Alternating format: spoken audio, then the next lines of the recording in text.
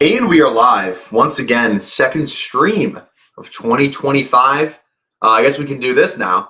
We are live, baby. I don't even know how to do it. Consecutive day number 2, consecutive stream, consecutive draft. There it is. See, I gotta remember my own intro. Like I said, we're gonna be streaming every single day until the NFL draft. So make sure you toss a like on the video, toss a sub if you're new here. 1,000 subs.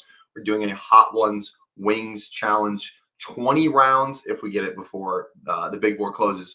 20 rounds, 10 wings. I have the Hot Ones sauces from, like the actual from the show. So that'll be fun. We did a wing stream once, but that was Buffalo Wild Wings. This is a different beast. So go down there and toss a sub on the channel. Like I said, every day we're going to be live. We're going to do some big board drafting today. Talk about, I think, Travis Hunter. I put him on the thumbnail for a reason. Very big, discrepancy. Where are people drafting Travis Hunter? Where should you be drafting Travis Hunter? Like in Dynasty and on Underdog. So we're going to get into that. We're going to do some trivia. But before we do either of those things, there's a new change in the intro. See if you can find it. Let's hit the intro. Welcome to the Madhouse.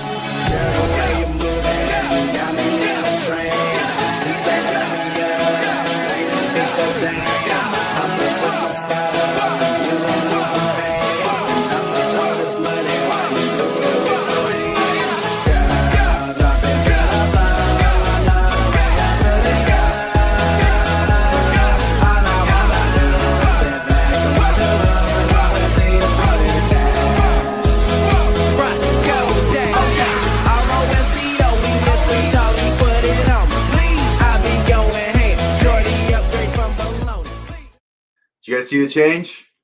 Kirko out, Michael Penix in. That was the big change. So yeah, it's got to be Penix now. It's Penix season.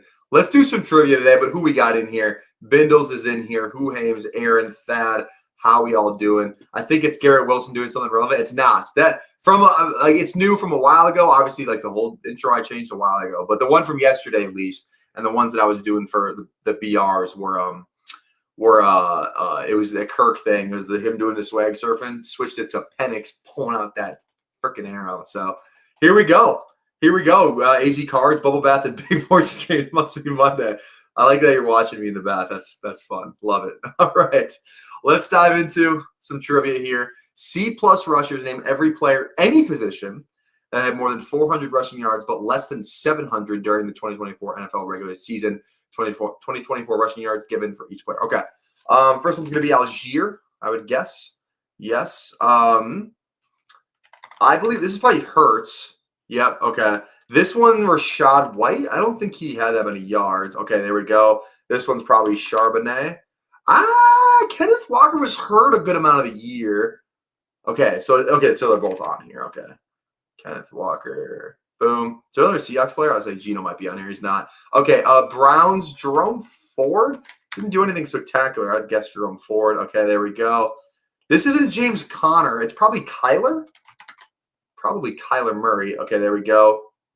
Jags. ETN.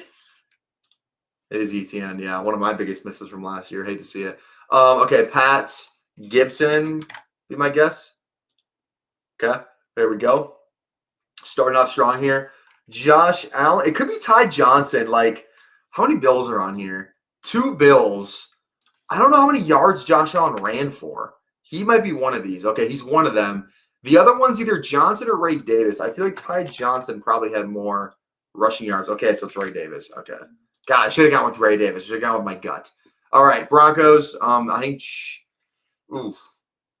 I think McLaughlin will be. I think Bo Nix had some big. Bo Nix is probably one of these. I think he has some good rushing games. Bo Nix, okay, he's down there. So then I'm guessing. There's no way Javonte had over 700, right? I don't think he did. Yeah, he's okay. And then I would guess McLaughlin, Jaleel McLaughlin. Boom. Okay, we're on a roll right now. Someone said right mic. I think we're on the right mic. Let me double check here. Wait, audio. Yeah, focus right. I think we're good. Yeah. Focus right, USB audio. Yeah, I think we're good. Am I too loud, too soft? It's okay. So tell me if the mic doesn't sound great. Okay, I could let me turn it down a little bit. Yeah, that's the problem. Okay. Colts. Richardson? Yeah, okay. Packers. Not Love. It's not Jacobs. Is it Emmanuel Wilson really have that many yards? Sounds a little echoey. That's not great. All right, let me fix. Let me try and mess around with this.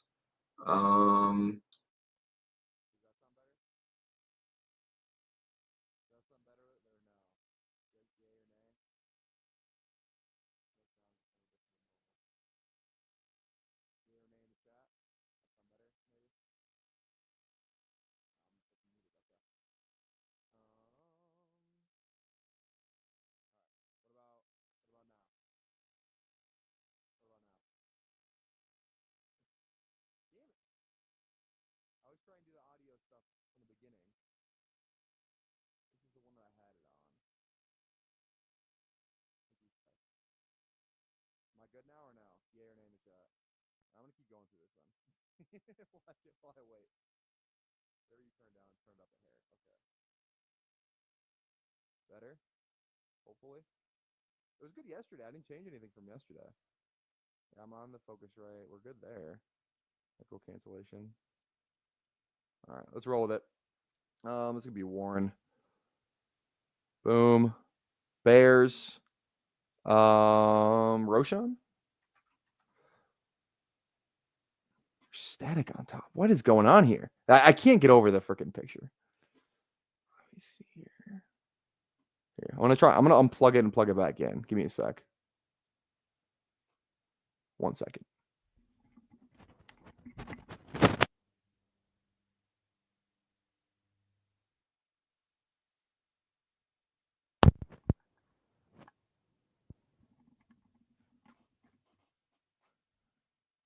Okay.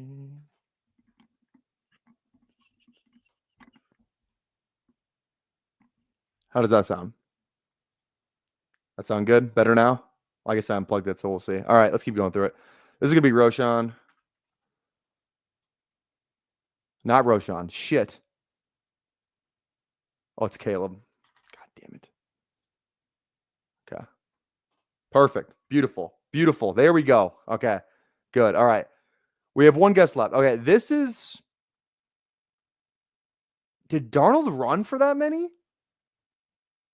It's not Jones. He had more than that. I don't think it's Akers. He had some... He was in there, but he wasn't really that involved. Oh, is that Darnold? Did Darnold run for that many yards? 400 yards? He might have. Oh my God, who was it? It was Akers. God damn it. God damn it. Okay. I knew that was Wilson. I should have waited for the last one. Yeah. Green Bay. Okay. Drake May. I would have got that, I think. Okay, whatever. What can you do? Onward and upward. Onward and upward. We'll try. We went perfect yesterday, which is awesome, but we can't go perfect every day. That was definitely one we could have had, though. That was definitely one we could have had. All right. Big board drafting. Here we go. Now okay. I didn't announce this yesterday because I didn't have really everything set up. But, ladies and gentlemen, we have a new, I don't know if presenting is the right word, but I'm going to use it. A new presenting sponsor. New presenting sponsor. And I have an ad for it as well. Look at that. An ad I made today myself. That sponsor. You can find it in the description of this video. You're also about to find out a lot more about it right now. Without further ado, let's hear a word from myself talking about Fast Draft Fantasy. This is Fast Draft. Start drafting faster today. We got 10-person rooms, 6 roster size for the Flex 6, and let's dive right into it. Here we go. First pick, got to be Amon-Ra St. Brown. This is full point PPR. Got to get those wide receivers. They don't call me PPR Todd for nothing. Going to follow that up with A.J. Brown. Got to get those wide receivers. Nice thing about this, too, third-round reversal stuck at the end of the room. We got a third-round reversal for you. Again, PPR, get those receivers. Drake London in the third round is just stealing. Looking at my queue here, you also see your most owned players and the players roster in the contest. Going to go with Garrett Wilson. Also selected Caleb Johnson and Jalen Waddle, 2 very low-owned players, which you can see in the draft lobby. Now to my booster page. Got to set my boosters. Maybe Caleb Johnson, drafted by the Cowboys. Let's put him at that 1.5x. Looking around a little bit more, I think that's fine. We're going to submit that, and now I can see who drafted the fastest in the room, best ADP value, all that jazz. Start drafting faster today. Use promo code BBQ for $25 deposit match. Go start drafting faster today. There we go. Look at that. Look at that. Just a little something I made today. Hopped in a draft, screen recorded it, put it in. I mean, I got it down to a minute. I think it's a minute 7 seconds. So feel pretty good about that. Felt pretty good about that. So without further ado, let's get the actual overlay on here. Fast draft, use code BBQ for a deposit match up to $25. This app is sick. What we're going to start doing, we're going to start doing Fast Draft Friday. So every Friday, we're going to try and hop in a room. I want to obviously draft with you guys. What's nice about it, no quarterback. So you don't have to worry about stacking. So if you're a big player take kind of drafter, which I think I know a lot of my audience is, it's a flex 6 contest. You literally just pick 6 players. You change the boosters. What's nice too, you can see the percentage of players drafted in the contest on the ad. You don't get an ad or anything like that. So like, I think Caleb Johnson was 0% owned. Granted, it's really early in the, in this the season kind of thing, whatever. But you could see the amount of players that are owned. Like, so I know Caleb Johnson was 0%. And I think Waddle was 0%. Maybe Tyreek Hill leaves the offseason. Who knows? So, it's really nice. And you can see your own players, how much you have of them personally. So again, that's code BBQ, $25 deposit match. I would like to get a lot of you guys on there so we can, do these drafts together. I figured out how to stream it too, because they don't have a website thing, but I can stream it through my phone, which is going to be a fun thing. So again, use code BBQ. There we go. And yeah, exactly. Leverage the field. That's what I love about it. You can leverage the field by seeing that percentage of owns players. But okay, let's dive into underdog. Here we go. Big board drafting. We did a stream yesterday. Talked about my late round running back steals. Let's see where Travis Hunter goes in this draft. Okay, we're gonna hop in the big board in 8, 7, 6, 5, 4, 3, 2, 1. Hopefully not waiting for 8. Perfect scenario. Waiting for 8. That's what we like to see. That's what we like to see. A lot of spots open. Hop in here. Come draft with us. It's going to be a fun time tonight. Here we go. Okay, so the ADPs are on here now. Oh, I guess not really. They're still waiting because, like, no, they don't have like the wide receiver 1 or running back. They did when I was drafting earlier today, I thought. Could have swore, because I looked at Daniel Jackson, it's like wide receiver like 1 something. Maybe if I give it a nice refresh real quick. Because I could have swore I saw it today. Okay, there it is. Yeah, now it's there. Okay. That must have been the ADP from yesterday. Here's the ADP. Yeah, they got like the running back 3. So now there's at least somewhat of an ADP to go off of, not just like the rankings or whatnot. So yeah, there we go. There are 3 nearly undrafted players I really like right now. I feel the same way. I also feel the same way. You can also find a number divisible by 12 and have people jump in then. Yeah, could do that as well. That's too much work though. I'll just hop in. Especially right now, it's like I feel like these things don't feel very like they feel fast. It's nice, but who knows? There we go. I got $5. I get a pick under this. I got $5 to get a pick under 6. We'll see. Turn it off, back on again, fixes nut. It really does though, right? Turn it off, turn it back on again. It really does, which is very nice. So also too, I want to say a huge thank you for everyone who tuned in yesterday. Whether you watched live or you watched after the fact, that video it's at 277 views right now, which like just looking back from like yesterday, or like, sorry, last year, like my first stream, like we got like maybe like 50, 60 views. And like, I think we peaked at like 31 concurrent viewers. So again, thank you so much for hanging out with us yesterday. It's going to be a long off season. So just to start off like that, you guys showing love, showing support right off the bat. I truly appreciate it. So love it. Love it. Here we go. Yeah, AC Cards in the bath. Doesn't want to draft with us. Hands are soapy and unavailable. There we go. Kadarius Toney, no. He's not. Is he even going to get signed by somebody? Probably not. Ain't no way. We're waiting on 2 people. So we're waiting on one more person. So if you want to get in, come draft with us. Here we go. Who do we got? We got Hames. We got Aaron's at 12. Those are the only names I recognize. Hames and Aaron. Okay, here we go. Here we go. We are off. We are off in the Kentucky Derby. All right. We're picking at 8. Where did we pick yesterday? I think it was like 4 or 5. So, okay, glad to see JJ's above Puka, just barely though. But that was a stand that we had yesterday. I said it's got to be JJ over Puka. Yeah, Jameer getting up to 4. I'm drafting JJ and Puka before Jameer, I think. JJ and Puka before Jameer, personally. I would say 2. I don't know what to do with the end right here. I think I'm still taking a Monaro over BTJ, but now you got Cohen there. I kind of like that. I think, I don't think I'll be overweight BTJ, but I'll definitely have the shares. What do we do? What are you guys doing with CMC? Because it's such an interesting spot. It's like, if he stays healthy, it's a smash. All you're begging him to do is just stay healthy. But, man, that's all you need to do. Is just, can CMC stay healthy? He's probably gonna smash. But is he gonna stay healthy? Like, who are you taking? Achan or CMC? Rank the 3. Put it in the comments. Put it in the chat. CMC, Henry, and Achan. In what order are you drafting those players?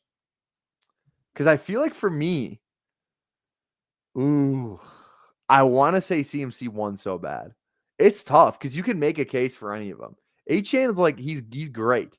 Great player. Mostert's out, like he's the guy there now. Mostert's out of there. He's done.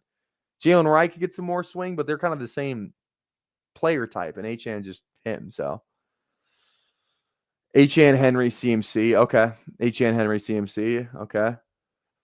So we're out on CMC. Nobody told Jewish McCaffrey that. He's going to be in. He is definitely going to be in. I'd love to get Puka right here. If I don't get Puka, I'm fine with CD here. When Dak is back, he's the guy. He's their only guy. CD I'll take Puka at 8. Thank you. And yes, please. I'll take that every day of the week. Puka at 8 feels good. Puka's going to smash. We don't even know if Cup's going to be back this year. Henry, Achan, CMC. That's what I'm saying. Like, you can make a case for any of those 3 right there. Ooh, Genty's up more than he was yesterday too. Yeah, Chase Brown. I'm not in on Chase Brown at that price. I'm not. I'd take Bucky before I took Chase Brown. I don't even think that's necessarily close. Bucky or Jacobs now. There's a lot of debates to be had with these running backs early. It's kind of interesting. Just looking at all the running backs early. So Genty over CMC. Where's the 101 landing spot for Genty? I think, now hear me out. I think a lot of people would say Cowboys. Imagine Genty on the Vikings. Genty on the Vikings. And they're picking in that 20 range somewhere, I think, right? Maybe about where he would go. Granted, Bijan and Jameer both went top 10, right? Or Jameer went 10 or 11 to the line. I think he went 12. I think they went top 12. So Genty to Pitt gets all the work. Yeah, I agree. I just feel like Genty the Vikings imagine them, just that offense. Yeah, I feel like he would make. Yeah, I think you're right. Chargers would be awesome. That would be a great landing spot. Oh, I just talked about CMC and now he's staring at me in the face. We're gonna go with it. Let's go. Let's roll with it. CMC and Puka week 17 could be a week 17 game. I don't know. I like the start. This is a fun start. Value hounding a little bit, but let's see. I want to stay on the Genty thing because it makes sense. Isn't a Vikings move though? I agree. Someone said Bears, Broncos. Yeah, Chargers. I think is a really good one. Where are the Chargers picking? Probably they made the playoffs, so probably around 20. Okay, let's just pull up the draft order. Let's see. Let's look at NFL draft order. I just don't know if that's is somebody to trade up and get Genty. I don't know if that's a thing. Okay, so I feel like he's really 10 to Chicago. He's in play, right? Carolina, he's not going there. New Orleans, they got bigger fish to fry. San Fran, probably not. They kind of just throw anybody in there. Now Dallas is the big one. Could obviously go to Dallas just to get a running game there. Donald closed the year okay though, so I think that was good for him. Not going to Miami, not going to Indy, not going to Atlanta. Arizona, probably not. They just re-signed Connor and they still have Benson. I could see him going to Cincinnati. They got Chase Brown. Chase Brown's a good player, but he's not Ashton Genty. And having Genty and Chase Brown would be, I don't think that would be great for Genty, but it'd be great for the Bengals. Imagine that. Imagine you have Jamar. They're probably not going to get T. Higgins back. So you got Jamar, Genty, Burrow. Oh my God. Oh my God. Seattle, probably not. Tampa Bay, no. Denver's definitely in play. So now then you got like the 1, 2, 3, like Minnesota. Like these 4 teams are definitely all in play right here. You know, I don't know. I don't know where I think Chicago's a good spot for him, though, obviously. Ooh, because the Jets aren't drafting him. There's no way Vegas is that dumb, are they? I don't think Vegas is that dumb. If he falls to like past 17, if he falls past Cincinnati, and obviously we're not assuming any trades or anything, though, Denver, Pittsburgh, Chargers, Minnesota, one of those 4 would be an awesome landing spot. An awesome landing spot. So that would be kind of fun. That'd be fun. But the thumbnail is Travis Hunter. What's his ADP right now? 169. So that puts him in round what? About round 14. Round 14. Or wait, no, sorry.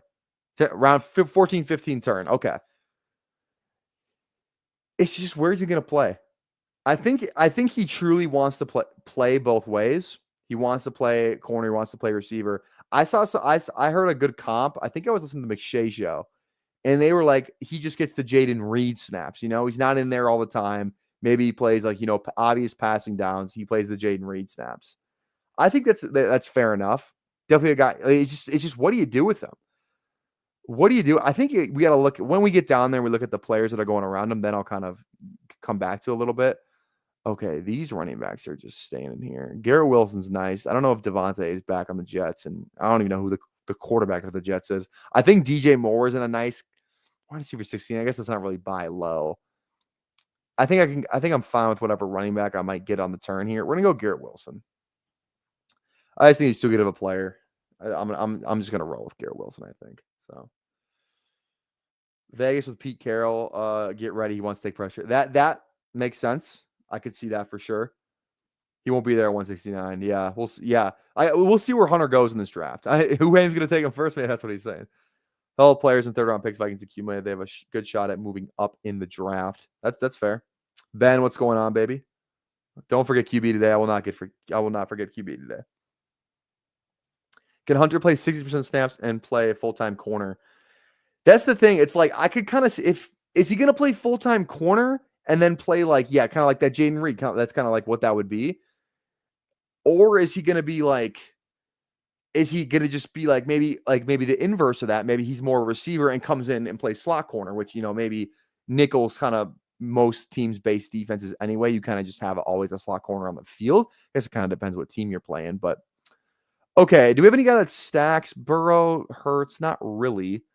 I like Hubbard, obviously. Hubbard was a RB16 feels low. Feels like they're kind of insulated from taking a running back. They just drafted one. They're going to draft another one. Doesn't seem likely.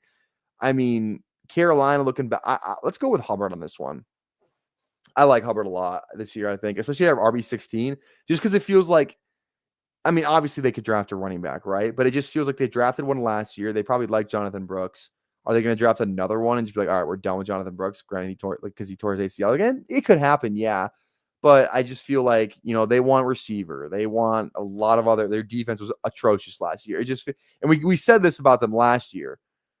And it's like, why are they drafting a running back? But to do it 2 years in a row feels unlikely. Feels unlikely. So I'm going to go Hubbard and just if he's the number 1 there, I think he's a smash pick in the 4th round. He's the number 1. They just re-signed him. That's pretty wheels up for me if Hubbard's going to be there. So 100 be going round 12. I want to see who the round 12 players are then. So round 12 is what? Round 12 is going to be around 130s. Who's going in the 130s? So that's going to be guys like Dubs, Restrepo, Bateman, Ioman. Okay, that feels, Hopkins. I'm out on Hopkins for next year for sure. Okay, I guess I'm fine taking him there. I'm out on Isaiah Bond. I've listened to a lot of podcasts of guys who know more about football than me, and it's just like I don't know. He's fast, but I don't know if he's necessarily a great receiver.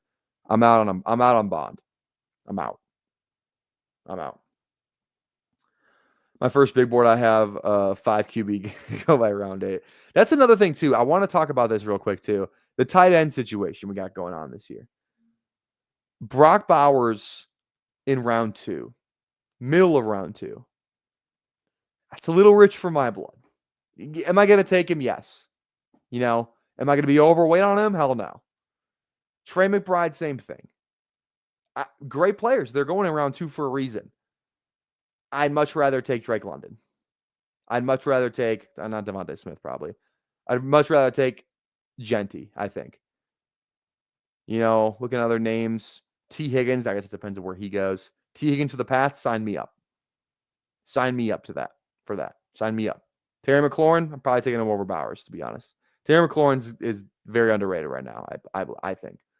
Funny how Kyron Williams is, what, a 3-4 turn pick? And he was like, I'd say he paid off his ADP this year, maybe. It's kind of crazy.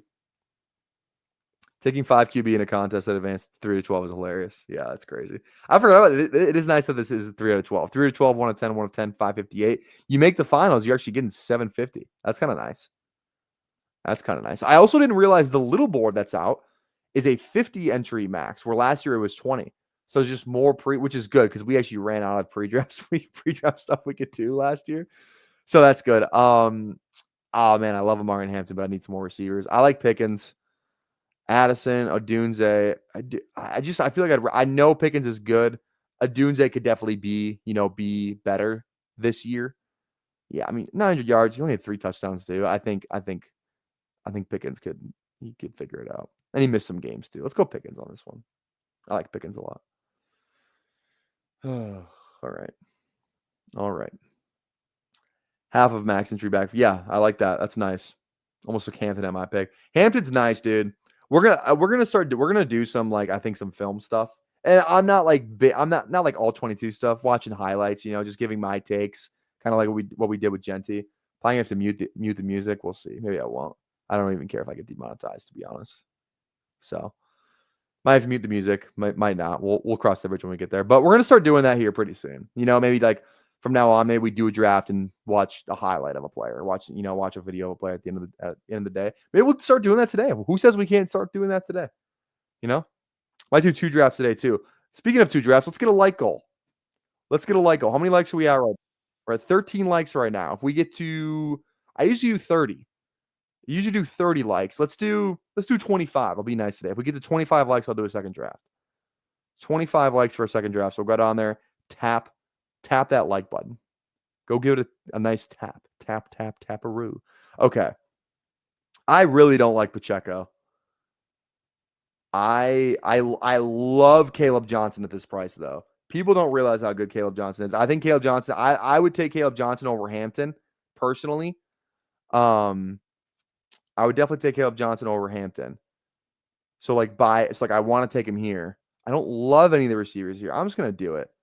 Man. And then we'll just hammer receiver and tight end. I know I'm not supposed to, but my receivers, I can still get, I don't even know who the fucking quarterback's going to be for these teams that I just, for these guys I just drafted.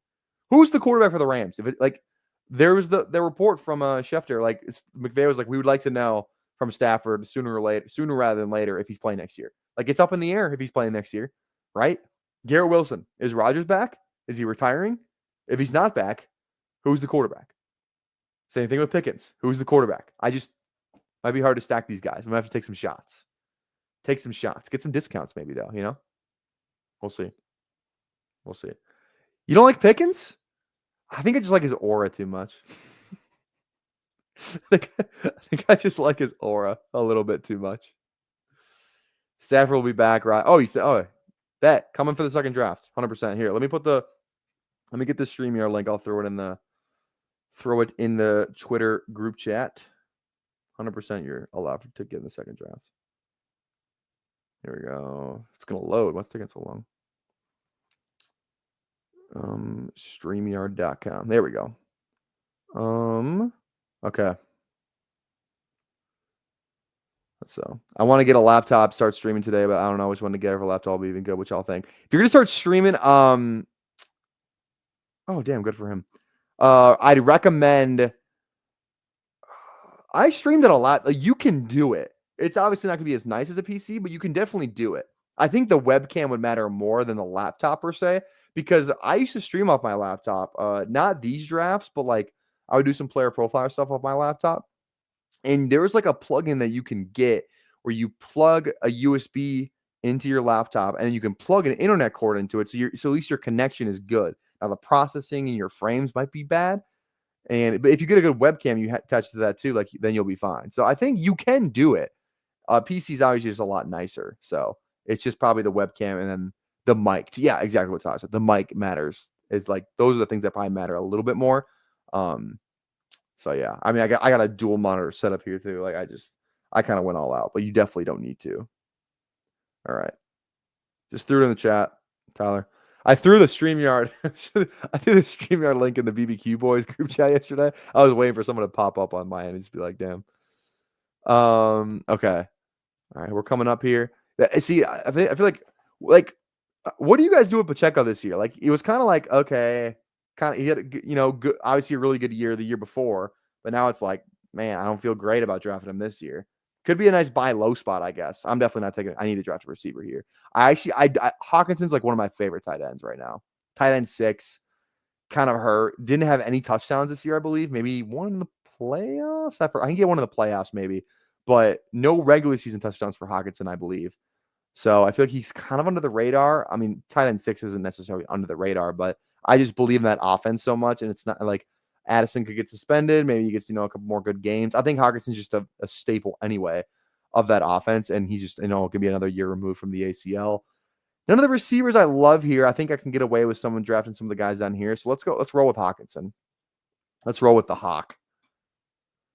So very likely Casey drafts a running back. I could totally see it. I agree, who Hames. Actually, now that I'm thinking about it, I could totally see it. Hunt's probably going to be gone. That's the thing. It's like you just got to try and find the backfields that you don't think will draft a running back. That's why I think Chuba's a great pick right now. It just doesn't feel like Carolina is going to draft a running back. Like maybe we should just pull up a list of teams and give like a rating. Let's after my next pick, I'm going to do that. Checo was a trap back, and he's now a worse trap. Okay. Wonder if Casey, yeah, there we go. Talked about that. Hawk in the 7th feels way better than Bowers. I agree with this. Yeah, I love Hawkinson in the 7th a lot more than Bowers in the 2nd. 100% agree. Okay. All right. Let's see. How many likes do we have? Like I said, 25 likes. We'll be doing a second. We're already at 17. 8 more likes. Tap that like button, please. I have a family to feed. All right. I know who I want. I definitely know who I want. Who are the QBs that are around here? Where did QB8? Bo Nix at QB8 feels. I don't love that. That feels like such a trap. Bo Nix QB8. Granted, probably gonna get better weapons. I'm definitely drafting Mooney here, though. Come on, what are we doing? What are we talking about? Definitely going with Mooney. But like who else is QB? Baker QB 11 is borderline criminal. Baker, like the year that he had. What are we talking about? Brock, I think, is gonna have a good year. I like Kyler. I would take. Here are all the quarterbacks that I would take over Bo Nix, who just went. Herbert, yes. Baker, yes. Purdy, yes. Kyler, yes. Caleb, yes. May, it's close, but I'll probably take May. Stroud, I think he's a bounce back. I'm probably putting Bo Nix at QB 17. Bryce Young at QB 17 is crazy, by the way, too. I hope he has a great year, but considering he just got benched this year, but obviously he closed the year strong. That's why he's up here. Yeah. Bo Nix, what did he even finish this year? Bo Nix feels like the Stroud thing from last year. Like, why is Drake May not that high? Why is Caleb not that high? What did Bo Nix finish last year? This QB. He was QB 9 this year. He was QB9. But like, I just 3,400 yards. I guess he had 383 rushing. He had 4 rushing touchdowns, though. I mean, yeah, you could do that again, but Lamar had 4 rushing touchdowns, too. I don't know how attainable that is again. How many passing? 25 passing touchdowns. I guess. I don't know. Maybe it's because it's just so harder to stack them. Like, yeah, you can get Sutton. Maybe you take hopefully they draft a rookie receiver, but I don't know. Atlanta wide receiver on the board, and you're trying to hide the snipe. I mean, I was always drafting Mooney. Come on. I don't know. I don't know if I'm in on. Oh, Tyler Warren's a great. Whoham's a great pick. Tyler Warren's a great pick right now. He's kind of like, but he's like the Big Ten Bowers. I think I said that last night. I'm going to say it again. He's the Big Ten Bowers. If he did the exact same season that he had, let's say he did it at like Bama or Ole Miss, people would be going insane for him, but he didn't. So he's the Big Ten Bowers. No one likes Penn State. So I think Warren's a smash pick right now. I like Jono because he's under contract in Miami another year. I mean, so okay.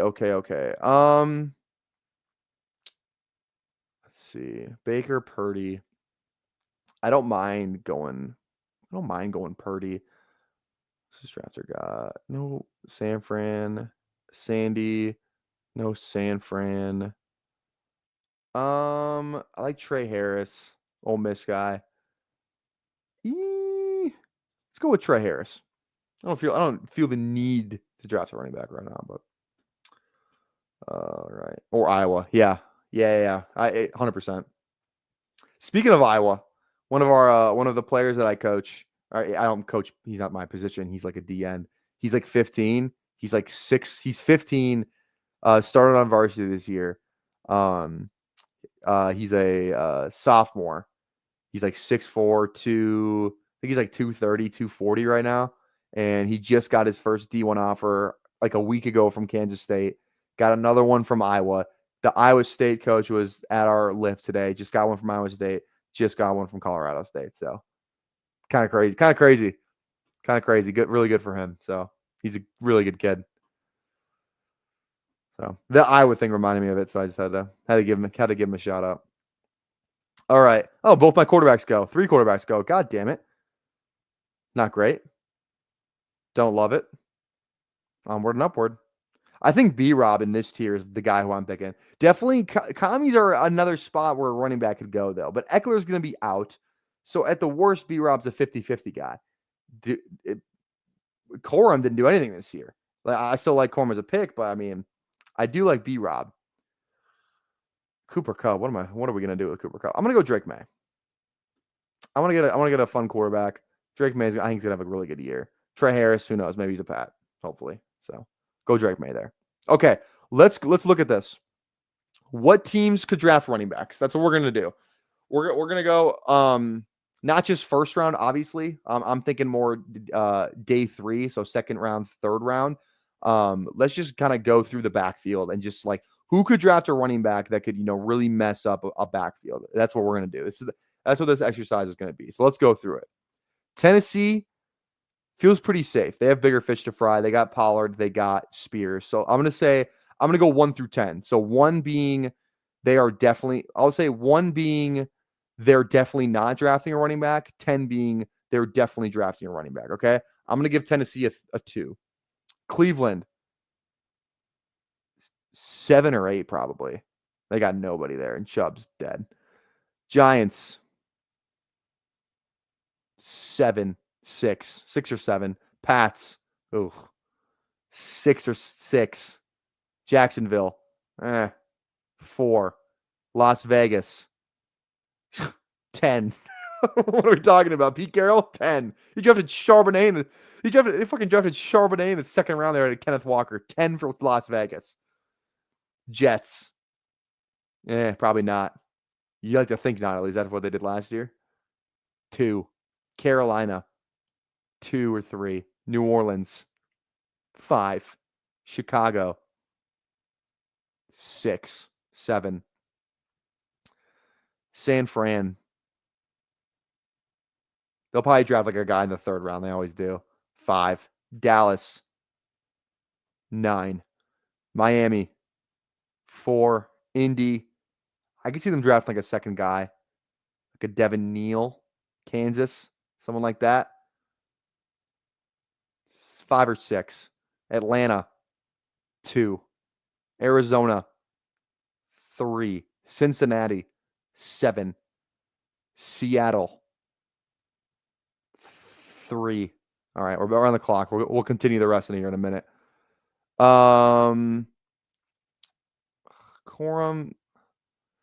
I like A.L. Manor's game. If you guys haven't watched it, he cooked Travis Hunter, not this year, but the year previous.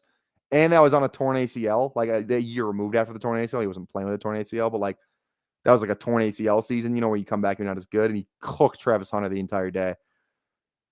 I'm never going to draft this guy, though.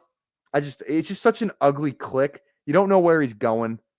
Who knows if he's back in Chicago? But it feels like, I don't know. He could just kind of go like the Chiefs or something like that. It just kind of feels like we're, somewhere. So I don't like Corum at this price. I'm with you, Hoohams. I don't like Corum at this price. Those aren't my stats. As a kid that is on our football team, those are his stats, like something like that. He's a dog. Absolute dog. I coached him in 8th grade. He's a dog. Okay. Let's go back to it real quick. Okay, we just went through Seattle. Tampa Bay. Definitely. Rachaad White. Is he a free agent this year? He might be. He might have one more year left. Okay, let's go 5, 4. It depends on if Rachaad White's a free agent. I forget. Denver. 8. 8 or 9. Pittsburgh. They're not re-signing Najee Harris. Jalen Warren. 8. Chargers. 10. I'll bet money they draft a day 1 or day 2 running back. 10 for the Chargers. Caleb Johnson, the Chargers. That's my early prediction. Green Bay. As if Lloyd gets his shit together. I'll say 3, 4. Minnesota, 8. 100% in 8. All right, I'm back on the clock. I like Loveland. Michigan, good player. We got a good receiver. We got our running backs. Quarterback, though. 2 of Miami. It's just, I don't. Part of me wants to go Lawrence and just kind of figure it out. I'm going to go Loveland. We'll go Loveland. Loveland's cool. He's a good player. He's a really good player. Okay, right back. We're almost done. Houston. Mixon's getting old. They don't got anyone behind him either. I'll say 5 or 6. Rams. Oof. 3. Baltimore. Got a lot of guys. 3. Detroit. 1. No way, right? 1. Washington. 7. Buffalo. I think they're good with Ray Davis. I pray they're good with Ray Davis. James Cook's a dog. I'll go 4. Philly. I wouldn't be surprised if they moved on from Gainwell. 4. Kansas City. 9. Kansas City, definitely. That's a spot. That's a spot to look out for. Definitely a spot to look out for. I could just totally see Kansas City falling in love with a guy, So KC 10, yeah. I wouldn't be surprised to see White traded for a 6th to Jacksonville. Yeah, the Cohen thing, you think? What's ETN's contract's got to be coming up because he was a 2020 draft. Do they pick up his 5th-year option because he's a first-round running back, so they can pick up his 5th year? I guess I don't know. Travis Etienne contract. I want to look at it. Let's see here. Travis Etienne. I don't know if they picked it up or not. Club option. Okay. So they picked it up for 2025. Okay. So they did pick it up for 2025. So he's a free agent after next year. Tank Bigsby's still on the team, obviously, as well. I can see ETN being traded, like a draft day trade, kind of like a Swift situation, I don't know. I could see that. I could definitely see that. And then let me look at Rachaad White. He was the 21 draft, I believe. Rachaad White contract. Is he a free agent this year? No, he's not. Not a free agent. He's only making $3 million this year. Okay. Yeah, he's a free agent in 2026. Got it. Gotcha. All right. What are we at? How many likes are we at? We are at 20 likes. Again, 21 people watching this right now.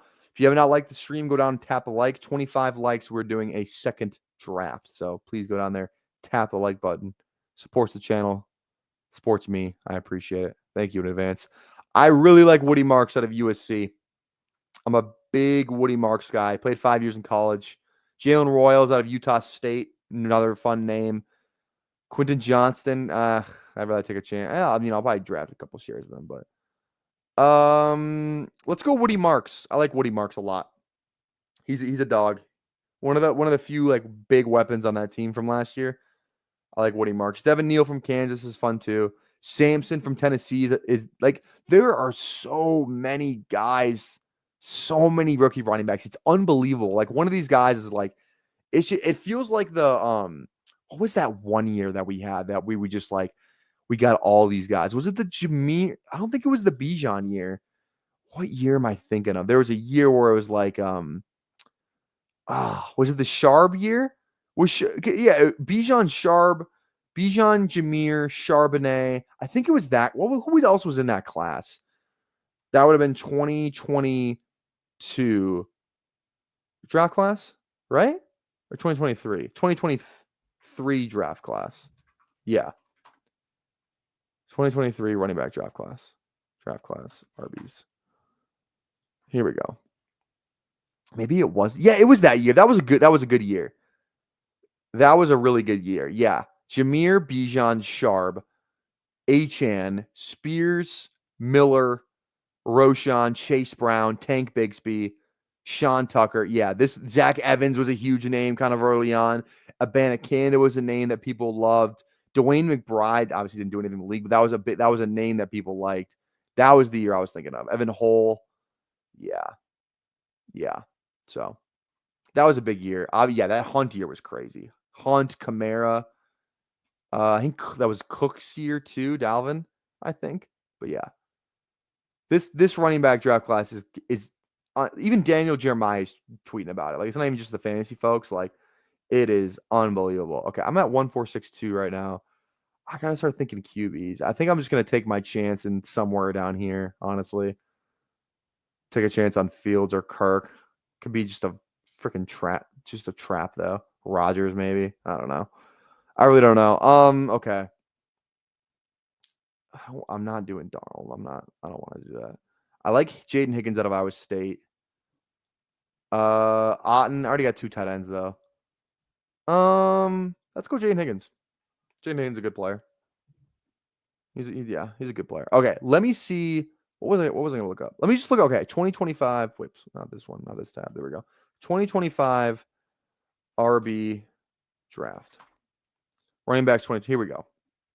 Okay, yeah. So we got Genty, first rounder. Caleb Johnson, borderline first rounder. Amarian Hampton, borderline first rounder. Dylan Sampson. So I'm just going to read you the rankings. This is from NFL Draft Buzz. They got Genty, Hampton, Johnson, Dylan Sampson out of Tennessee, Jordan James out of Oregon, Travion Henderson, Ohio State, Quinshon Judkins, Ohio State, Devin Neal, Brashard Smith's another one. Where is he going? I feel like I haven't seen his name. Brashard, is he not? Oh, here he is. Yeah, here he is. He's good too. Converted wide receiver, but of that Tracy type. Scattaboo. So we're already at 10. That's 10 guys already. 10 guys already. Then you add on to Ollie Gordon, DJ Giddens. That's 12. Woody Marks, 13.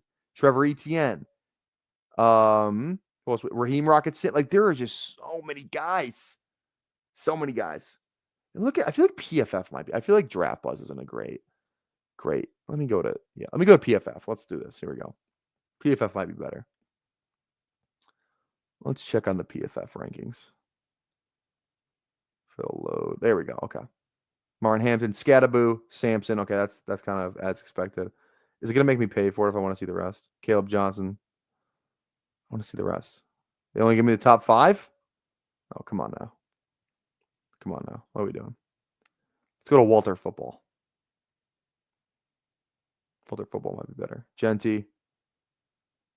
Yeah, it's different too. The point I'm trying to make is it's crazy. I'm not drafting Smith right now, but I would like to draft him. Okay. Feel good on kind of go anywhere. I like McCarthy. Hawkinson connection. I guess I don't have much other kind of ties though. Wicks, I'm good. No Watson for probably a while. I don't mind Wicks. Let's go McCarthy though. I think McCarthy is a nice pick right now. Yeah, Ollie Gordon too. Yep, DJ Giddens. Like, it's just unreal, man. So many good running backs. So many good running backs. It's crazy. Absolutely crazy.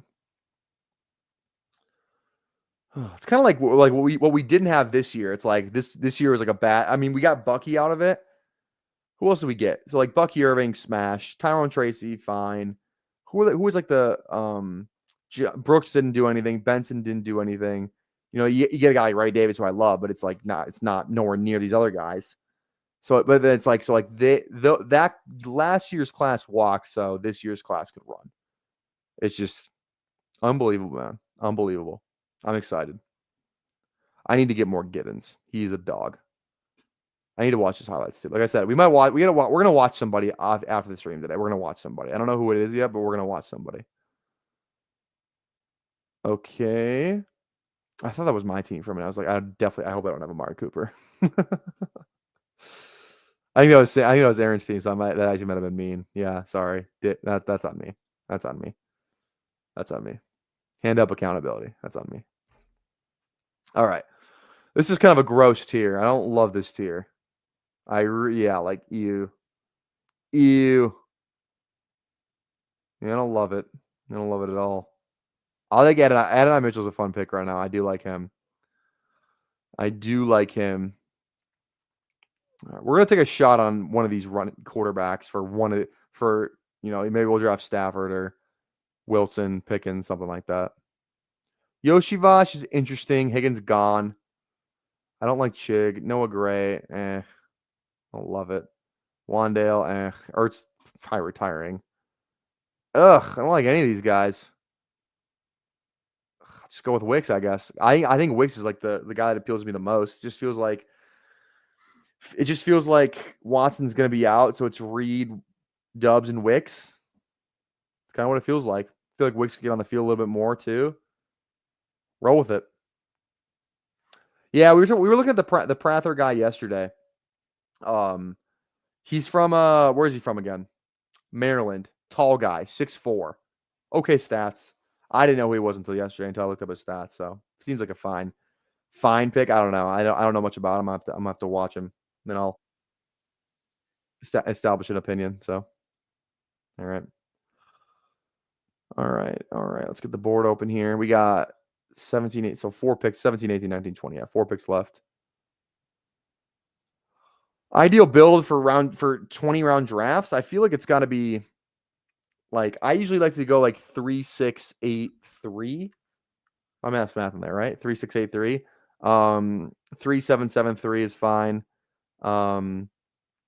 This is definitely gonna be a 3 quarterback draft. So 8 receivers. I mean, I like this 8. This 8 feels good. Feels solid. Oh. Also, too, did you guys see Gritty's team that he posted on Twitter today? It looked like a pretty normal team, all things considered. I was like, what is this? See if I can find it. Let me pull it up. Might be fun to look at. I was shocked. I was like, what is this? Let me see. Let me pull this up here. Search. Hit them. I gotta search up M Bowl. There we go. Okay. Yeah, look at this team. Look at this team. Let's look at the receivers first. Amon-Ra, Neighbors, Marv, Evans. 4 good guys right there. Now, granted, he only drafted 6 receivers, 4 tight ends, but like, look at that. Okay, well, I'm on the clock real quick. We'll go back to it in a second. Yeah, I'm scrolling. I'm scrolling. Ugh. I don't like any of these guys. Oh man, I really don't like any of these guys. Ty Johnson, like, what are we doing? I like Sanders. I'll just get him as my third. I think Jatavion Sanders. He was playing good football before he got that bad concussion thing. So yeah, okay. I you just gotta find like who do I like? Okay, quarterback wise, like I might draft Rodgers, like whatever. I might take a shot on Kirk.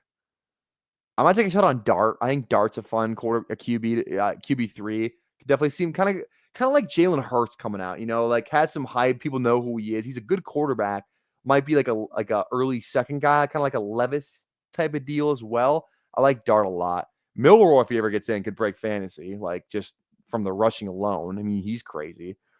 Why is Jordan Travis so high? Because people think, I mean, if Jordan Travis is not going to be the starting quarterback week 1, I mean, anybody who drafts Deshaun is donating. Do not draft Deshaun Watson, please. Okay, receivers. Well, I got 8. I should probably need to focus on running backs a little bit more here. Okay, I want to draft the guys that I like. I like James a lot. ETN's great. Did somebody draft Daniel or Damian Martinez? They did. You sons of bitches. Because he's hidden down there and he should not be. Let's go with. I do like Jordan James. I like Jordan James more than anybody else on this list. Jordan Mason, I don't want to handcuff myself though. Let's go Jordan James, Oregon guy, dog. I also like. Where is he? I saw him. I think Mitchell's interesting. He had a really fun rookie year before he got hurt, so I think maybe if he's back, Rashard Smith should not be this low. Go watch Jaden Blue. There's just so many names. So many. Raheem Sanders. Like, it's like, I'm going to draft, like, one of these guys is going to fucking win you your league. Donovan Edwards, another guy. He kind of got outplayed by that guy in Michigan, though. The guy that got at Michigan right now is unreal. It's just like, man, like, just take a shot on, like, these rookie running backs. Like, I don't know which one's going to be good, but I will bet my house on it. One of these guys is going to be Bucky Irving, ETN, Rashard Smith, Jaden Blue, Rocket Sanders. I would even put Damian Martinez in that list just because that's where his ADP is. It's just, this is such a fun year to draft late running back. Such a fun year. Such a fun year to do it. What's going on? How are we doing? RJ Harvey, another one. Good one. UCF, another good one. So, bang. Okay, we got 3 tight ends. We're good there. Receiver. So we probably want one more. We want one more quarterback. So probably one more quarterback, one more running back is what we're looking at here. Kirk, sure. I take Kirk. I think he'll play somewhere. I don't think he's on Atlanta. There's no way. There's no way. Oh, let's go back to Gritty's team real quick. Okay, yeah. He drafted 4 tight ends. Not great. Good tight ends though. Very hyper fragile receiver build. Running back, it's like he switched the hero. It's like he switched the receivers with the running backs. Like this running back room is not good at all.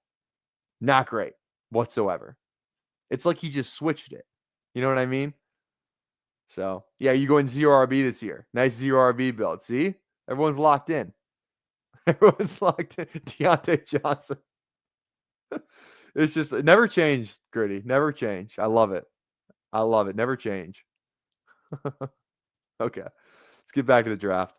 Again, how many likes are we at? 25 likes for doing a second draft. We are at 24. We need one more like, but I like more than that. Can we get to 30? I think we can get to 30. Did you guys like my poll today too? How my poll was funny. Hey, maybe Deontay. What's up with Deontay? Is he just the worst teammate ever? That's kind of what it feels like. Is he just the worst teammate ever? Oh, all right. Okay. Like, I just like, and again, this is just kind of like a stance that I'm going to have this offseason. Ty Johnson, Kenneth Gainwell, estimate Herbert, Miller, Jordan Mason, Jonathan Brooks, Shipley. All of these guys are going to be replaced by the rookies you already drafted or the rookies that you can still just draft. Like, that's how good this running back class is. Like, I'm not drafting these guys. I'm not. I'm drafting these guys. It just feels like such a better bet because these guys are going to steal these guys' jobs. I feel pretty confident about that. I haven't drafted any Milroy yet. I'm going to go with Kirk though. Let's draft Big Kirko for the.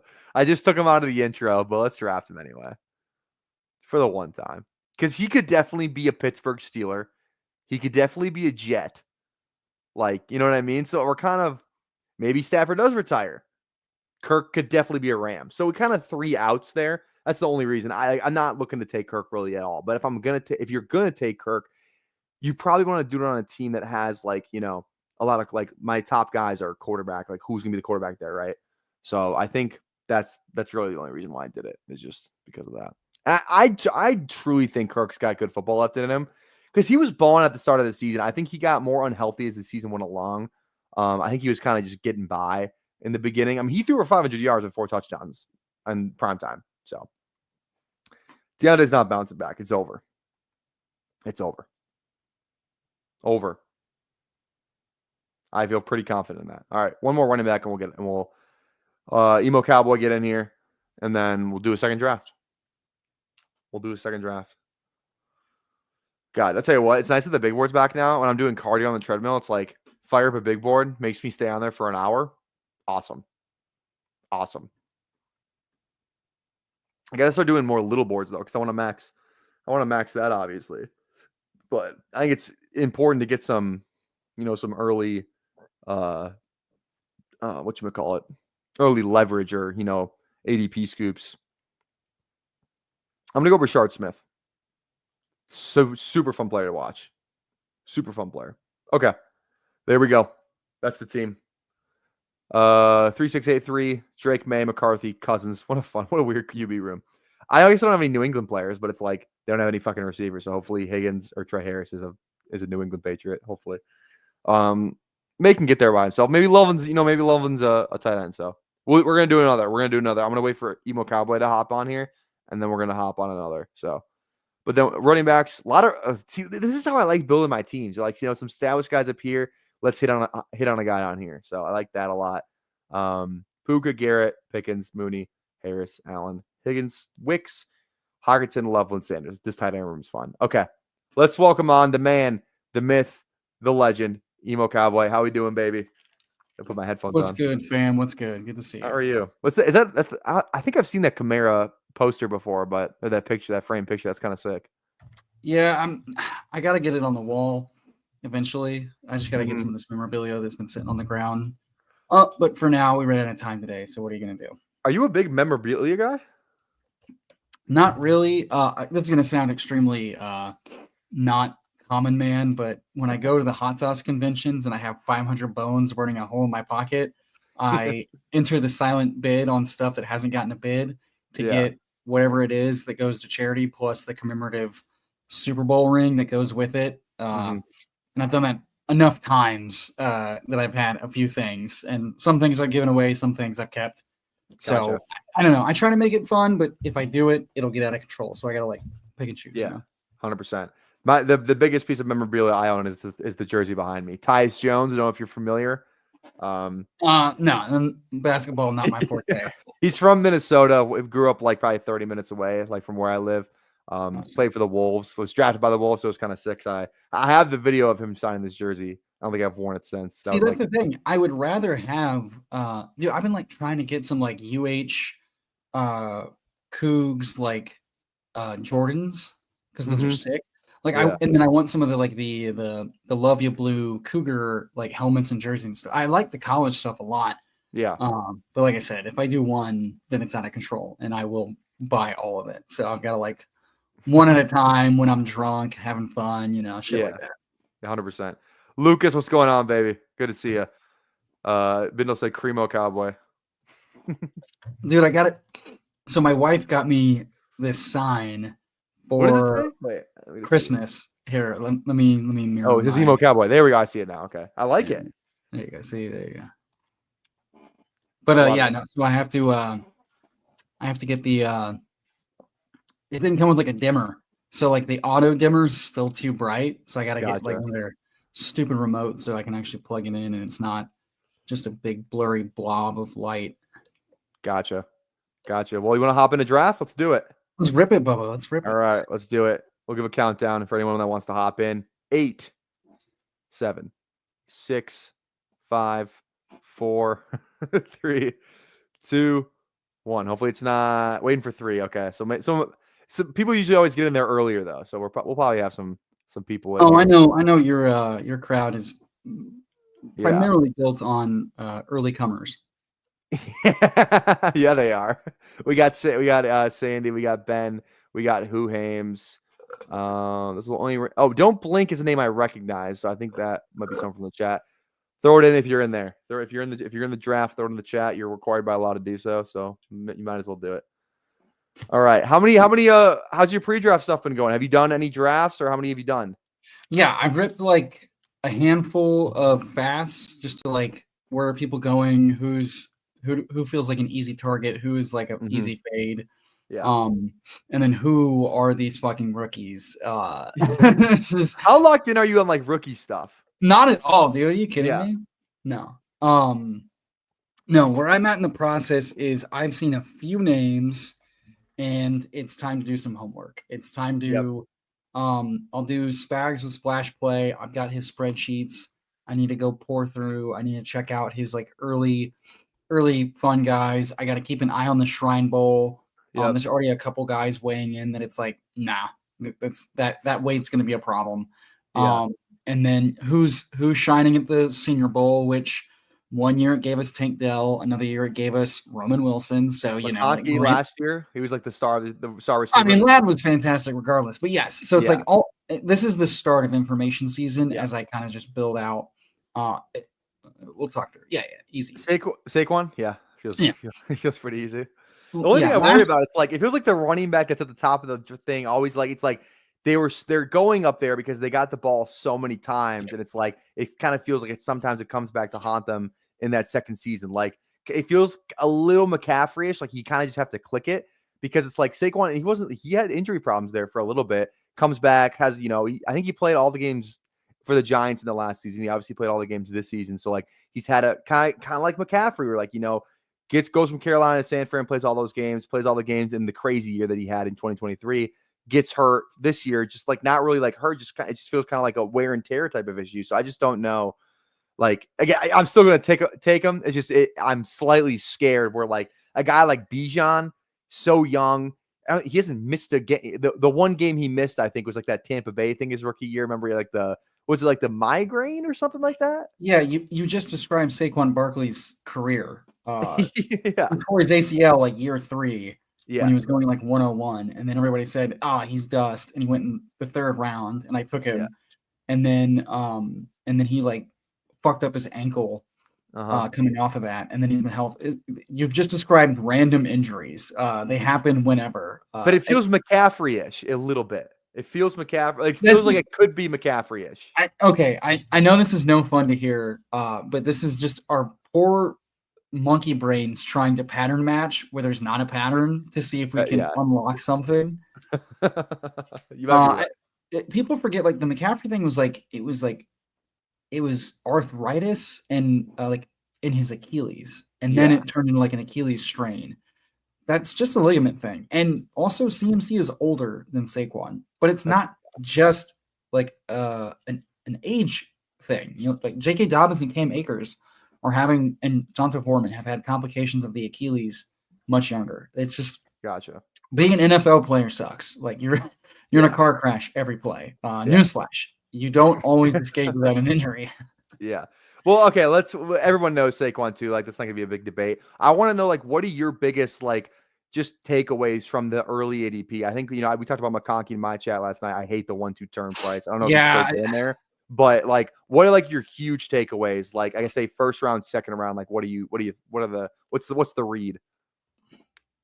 I don't love the early CMC. I don't love the early Achan. If we're just talking 2 rounds, I agree with your Brock Bowers and McBride. It's like I want both, but I don't want it's an opportunity cost at a position that if it's not outpacing the other players, you're kind of losing. And like Kittle 3rd round, I'm still okay buying in because he has that ceiling and San Francisco can be a lot better. And there's a lot of ways that breaks for him positively again, like it did last year. So I'm fine with that. the Pete Carroll Vegas thing for Brock Bowers has me a little bit spooked with that price. So I'm hoping he drops in price like Laporta did last year, where I can be in on it. But outside of that, yeah, it sucks to see my boy Ladd go so early. But like every year, the year 2 wide receivers get more and more expensive on Underdog.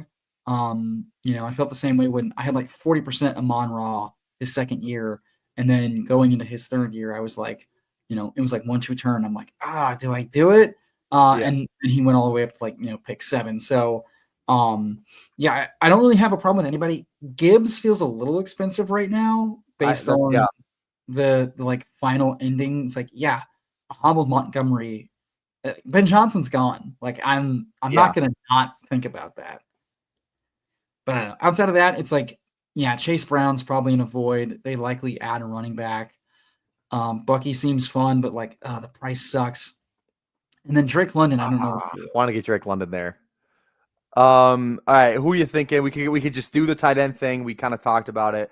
The receiver, the 1-2. This used to be like a great spot, like 2-3 turn for receivers. You can get a lot of guys. Now it's like you got to scroll a tad. Well, let's have fun. JT looked solid, and it seems like they want to ride him with AR and probably like Fields or whoever else they fucking bring in to run the read option. Let's go a little robust early on. Let's do it. Fuck it. Yeah. Fuck it. Here we go. Now, do you agree that? Do you agree that Terry's like? I feel like Terry should be in that round 2. He's gotten up a little bit more than where he was, kind of like the yesterday. I think that's the market. I think that's the market saying like, hey, his floor is a little low with Cliff Kingsbury being stupid and not like running him on the right side. And then also, this is a team that tried to add Brandon Ayuk, and another receiver all last year. They're going to add another guy. How bad does it take away from Terry versus how much does it add to the whole enchilada? And I get those concerns. Yeah. All right. Who, I guess out of this group, who are you feeling? Any name? Because it kind of feels like we have to go receiver here. It's probably T. Yeah. Like worst case, he's back with Cincinnati. Best case, he's wide receiver 1 on a for new Drake team. May, for Drake May or Bryce Young. And if it's Drake May, I don't love it. But the volume, like it's fantasy football. This early on, volume is volume. So I don't mind doing T. Terry feels like I said, Terry feels a little expensive just for like they could add another guy, and then when the projections come out, he's going to drop. Yeah. It feels like 14 TDs could get more expensive. Yeah, exactly. And to be fair, it seems hard to repeat that, except Daniels is very good, and they kind of slow rolled him a little bit. He got banged up with his ribs, had a couple down games, and again, Cliff Kingsbury didn't run him on the left side of the offense till fucking 6-7 weeks in. So there was more meat on the bone, but also there were a lot of plays where it was like yak and big long stuff, and I love big long stuff. I was just gonna say it's still gonna keep going, but yeah, he feels a little bit priced at his ceiling. I think that assumes he's the guy. If they add another guy, he's going to get cheaper. That's just how this works. Yeah. And we're gonna know in 2 months, like halfway through this contest, at least, we're gonna know who ended up where or whatever.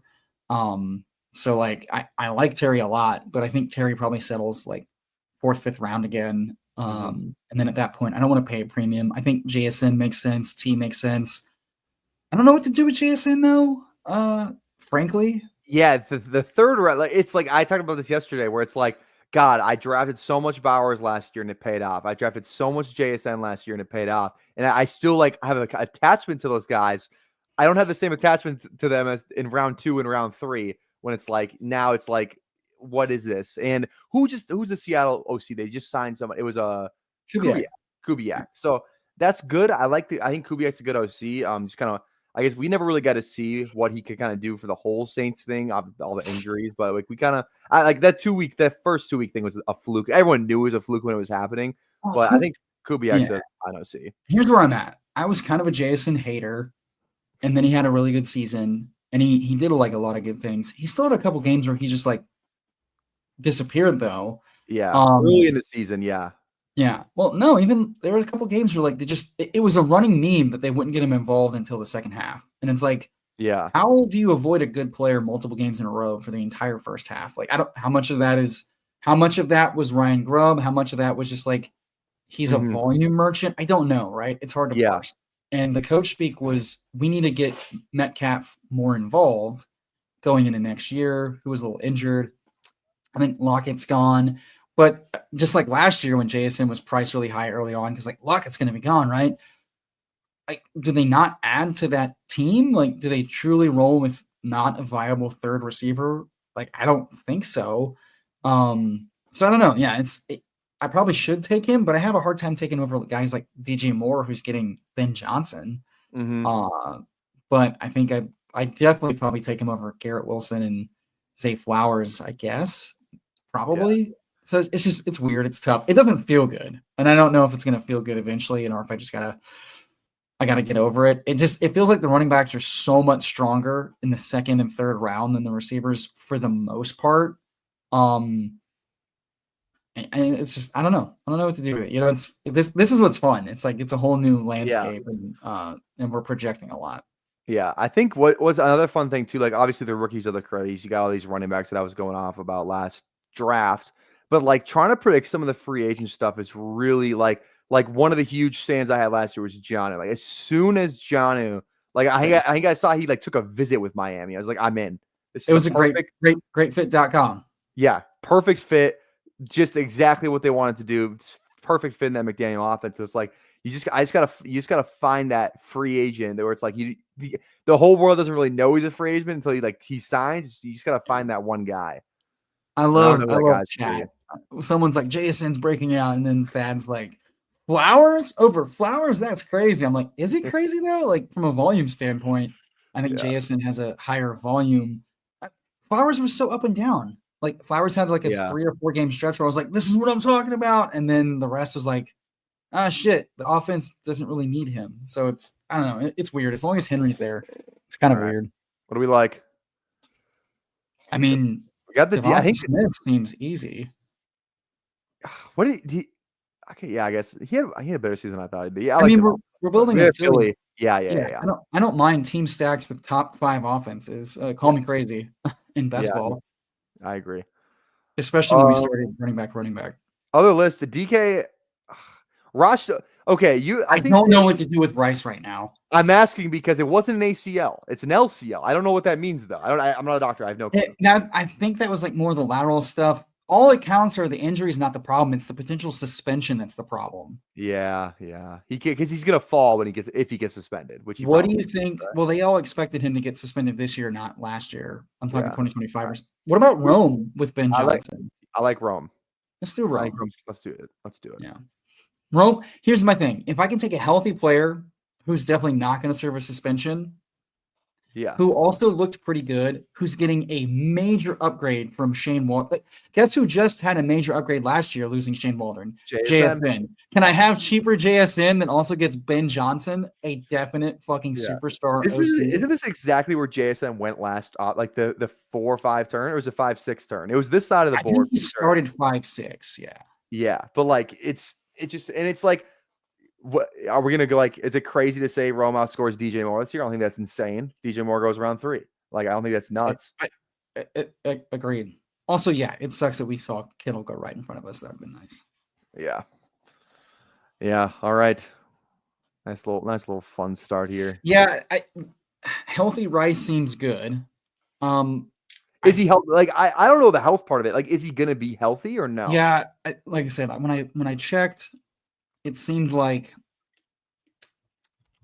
given the timeline, he was going to be fine. It was more about like the potential suspension, and all the rumors were like, it sounds bad, but it's not happening this year. Okay. Let's see. Let me pull up the. Yeah, Ben is pissing today. JJ, AJ Brown, DJ Moore, Tyreek Hill, DK Metcalf. That's kind of like, you imagine you had that start last year. Like, holy shit. Once a piss boy, always a piss boy. I like this guy, Joe Burrow and Mahomes. Got to have it. Dude, what? Joe Burrow's price is egregious. What are we doing? A pocket passer in the top 3. Mahomes has, like, this is just the Mahomes thing. Like, like, what are we doing? he doesn't run. Like Even I'm not Mahomes taking is high. Isn't Mahomes this high crazy still? Mahomes is way too well. It's because of all the playoff rushing touchdowns he doesn't do in the regular season anymore. Yeah, So exactly. they're gonna use that to be like, see, he still got it. It's like he got it. He's always had it. He just doesn't have to try in the regular season anymore. Yeah. Yeah, Mahomes like over like what did Mahomes finish this year? QB, he was QB what? Let me see here. He was QB he was QB 10? Didn't seem like he was QB 10. It's better than I thought it was. Mahomes On the season or points per game? on the season. Look at Not points per game. Okay. What? Yeah. 11. Seven quarterbacks died and also didn't play full seasons. He was 11 in points per game. Really? Yeah, which seems he was above Kyler, above Jordan Love. Jordan Love missed games, and also they just ran through Jacobs, and then Kyler had his worst season ever. So like, okay, cool. Okay, cool. I don't want QB 10 on a team that I don't know. Yeah, Mahomes doesn't have spikes either. That's a good point. And people are probably like, "Hey, healthy Rice, healthy Worthy." I get it, but if you told me if Rice was only suspended 4 games, I'm smashing him there every time. Yeah, most likely. What do you think the odds that Kittle retire or not Kittle? Kelsey retires after this year? If Kelsey retires, then they definitely add another tight end or wide receiver. Like Rice will operate like Kelsey, and then they'll find someone else to do the other stuff. I mean, they already said they wanted to do that when they added Hollywood and Juju before they got hurt. Yeah. I just feel like Kelsey, like if they win the Super Bowl, like I could totally see him just be like, I'm out. We just won 3 in a row. I have 5 to my name. I'm done. Or 4 to my name. I'm done. All right, here you go. Let me this is the official Rashee Rice stance. I'll send it in chat and you can pull it up when you want. Yeah. So we can shout out our guy. So everybody can. Oh, is it the guy that I think it is? Probably. It's not just no. of course. Yeah, that's what I thought it was. Fuck that asshole. I know you don't like him. Clown. So we like Jeff Mueller. He's pretty good. We love Jeff Mueller. Mueller's fantastic. Okay. All right, here let's pull this up real quick. Can you see it? Yeah. Okay. Yeah. LCL reconstruction, hamstring tendon repair, no ACL or meniscus damage. Should be good to go in 6 months, but has exactly 11 months to be ready for week 1. Not taking into account lengthy suspension. He's now a dynasty injury discount buy. I like it. That was back in like October or whatever. Yeah. So yeah, health wise, he should be, and especially because he's also young. So like, I have no issues about the injury. It's just about. It sounded like the suspension was going to be bad and ugly, but it was like it's not likely happening this year. So it's like I don't want to forget that happened because at minimum, even if it's only 4 to 6 games, I want to be in on him. He'll drop 2, 3, 4 rounds. He did last year. We just saw him drop like to the 9th round. I don't know if that's how you spell Eagles. He's a Phillies fan. He's already 3 deep. Yeah. All right. I want nothing to do with Kelsey. Egbuka? Yep, I like Egbuka. Let's do it. Hey, let's fucking piss some rookies. I like Egbuka. I like him. Ayuk. How do you feel about Ayuk? ACL, obviously. I'd rather have Juwan. No, Brandon Ayuk's is ACL and LCL. It's double. It's double. I'm out. I like Hawk. Judkins is fine. I don't love any. Juwan or Mooney. Juwan or Mooney would be my vote. Juwan Jennings. Oh, Juwan Jennings. I gotcha. What if Brandon Ayuk but healthy ACL and LCL? Okay, let's do Juwan because I'm not like a huge I just is Juwan gonna is he gonna play when these guys are healthy? Is Debo gonna be there? It's just so many unanswerables. I just it feels like he should have done enough to really cement a spot in that starting line. He's like the top 15 wide receiver this year, but it's like what is Juwan gonna play? Because if he plays, I feel good, but if he's not, it's what do you mean is he gonna play? He played all last year, but there was injuries. Okay, let's go through the Rolodex. Juwan Jennings gets a 3-year extension before anyone gets hurt in training camp. Yeah. 3-year extension. We all just brush it off. We're like, it's Rizzy season. Rizzy misses time. Jacob Cowan only plays special teams. Fast forward to the end of the season. He sees multiple games of 9, 10, 11, and 12 targets. The whole offense sputters. He has a really solid season, breaks out. Brandon Ayuk, we just said, has a double ligament tear. is Yep. likely to miss a good chunk of time and also struggle coming back. Especially as like kind of like the vertical big guy in their offense. Debo has like a 28 million cap hit this year coming off of his worst season ever. So if he stays, it's like on a restructure extension. Do they want to do that when they have to pay Purdy? Probably not. Rizzy P showed enough. The system is blah, blah, blah. So like worst case scenario, it's Juwan, Debo, Rizzy, Brandon Ayuk coming on the mend where Juwan Jennings, we saw Juwan Jennings break out in the playoffs 2 years ago to earn that extension with everybody healthy. When Debo and Brandon Ayuk were healthy, Juwan Jennings was outpacing those guys in targets and production. The offense probably gets much healthier. They're not going to get ravaged by injury again, right? Unless they're the new Chargers. And best case scenario, Brandon Ayuk struggles coming off injury. They let Debo walk. Rizzy's good, but not fantastic to like run the offense on. Kittle's getting up there in age. CMC's coming off of having Achilles issues all year and looking dusty. And they just paid Purdy. Like, I don't think Juwan's going anywhere. He feels like a smash at his ADP.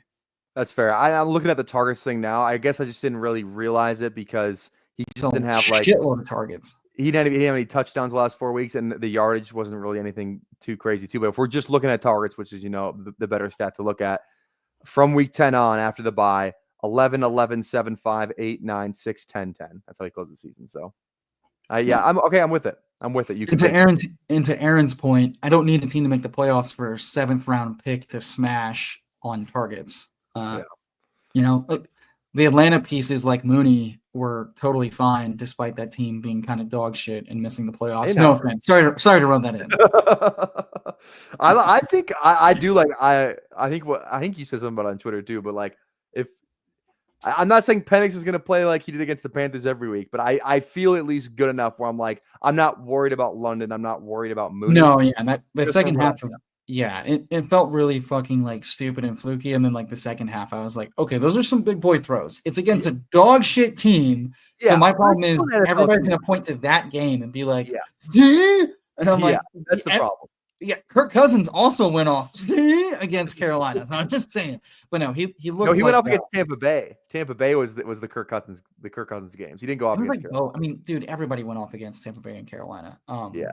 They were the worst defenses in the league for like secondaries. Yes. Yes. But I like. No, he looked good. I'm drafting him. He's too cheap. His price is too cheap, and I just wanted to dunk on everybody that was like, he is the. Like that's the other thing is like. Nez and I beef because my joke was like, he's not definitely the answer after one game. And apparently that was flagrant to say. So then I became a Penix hater despite me loving the meme of Michael Penis, which is fucked up shit. I want to be the penis guy, frankly. But no, the throws he did were pretty strong. And he ran in a touchdown, which was like, I was like, okay, if you're going to like do like the every once in a while Burrow, Stroud, scamper for a touchdown shit. That's pretty good for fantasy. So yeah, I'm not worried about London or Bijan. Like I'm not worried about it because it can't get worse than how bad Kirk Cousins was, where they couldn't just run a good offense. Yeah. I definitely question how good of a quarterback he can be in real life and for fantasy, but he looked pretty accurate. He looked to be making good throws. You wonder how much of that's going to happen when he hit. Here's the thing about Carolina. He made good throws. He made really good throws with stupid amounts of time and no pressure. So it's like, will he look that good when everything's not perfect? That's the Sam Darnold problem. But guess what? Sam Darnold has had good stretches of being a fantasy quarterback in the right system with the right pieces. That doesn't mean he's a fantastic real life quarterback, but it doesn't matter. So yeah, I'll probably have plenty of Michael Penix. There we go.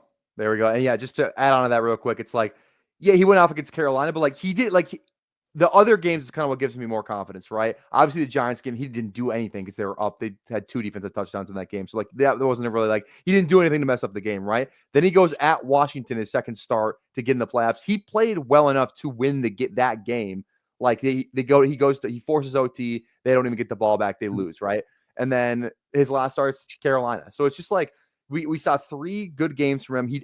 He didn't ever look like, okay, this guy's way over his head. Like, so that's what kind of gives me confidence too. Is just he didn't look like he never looked like he never didn't belong. Okay. Oh, no, what do we like?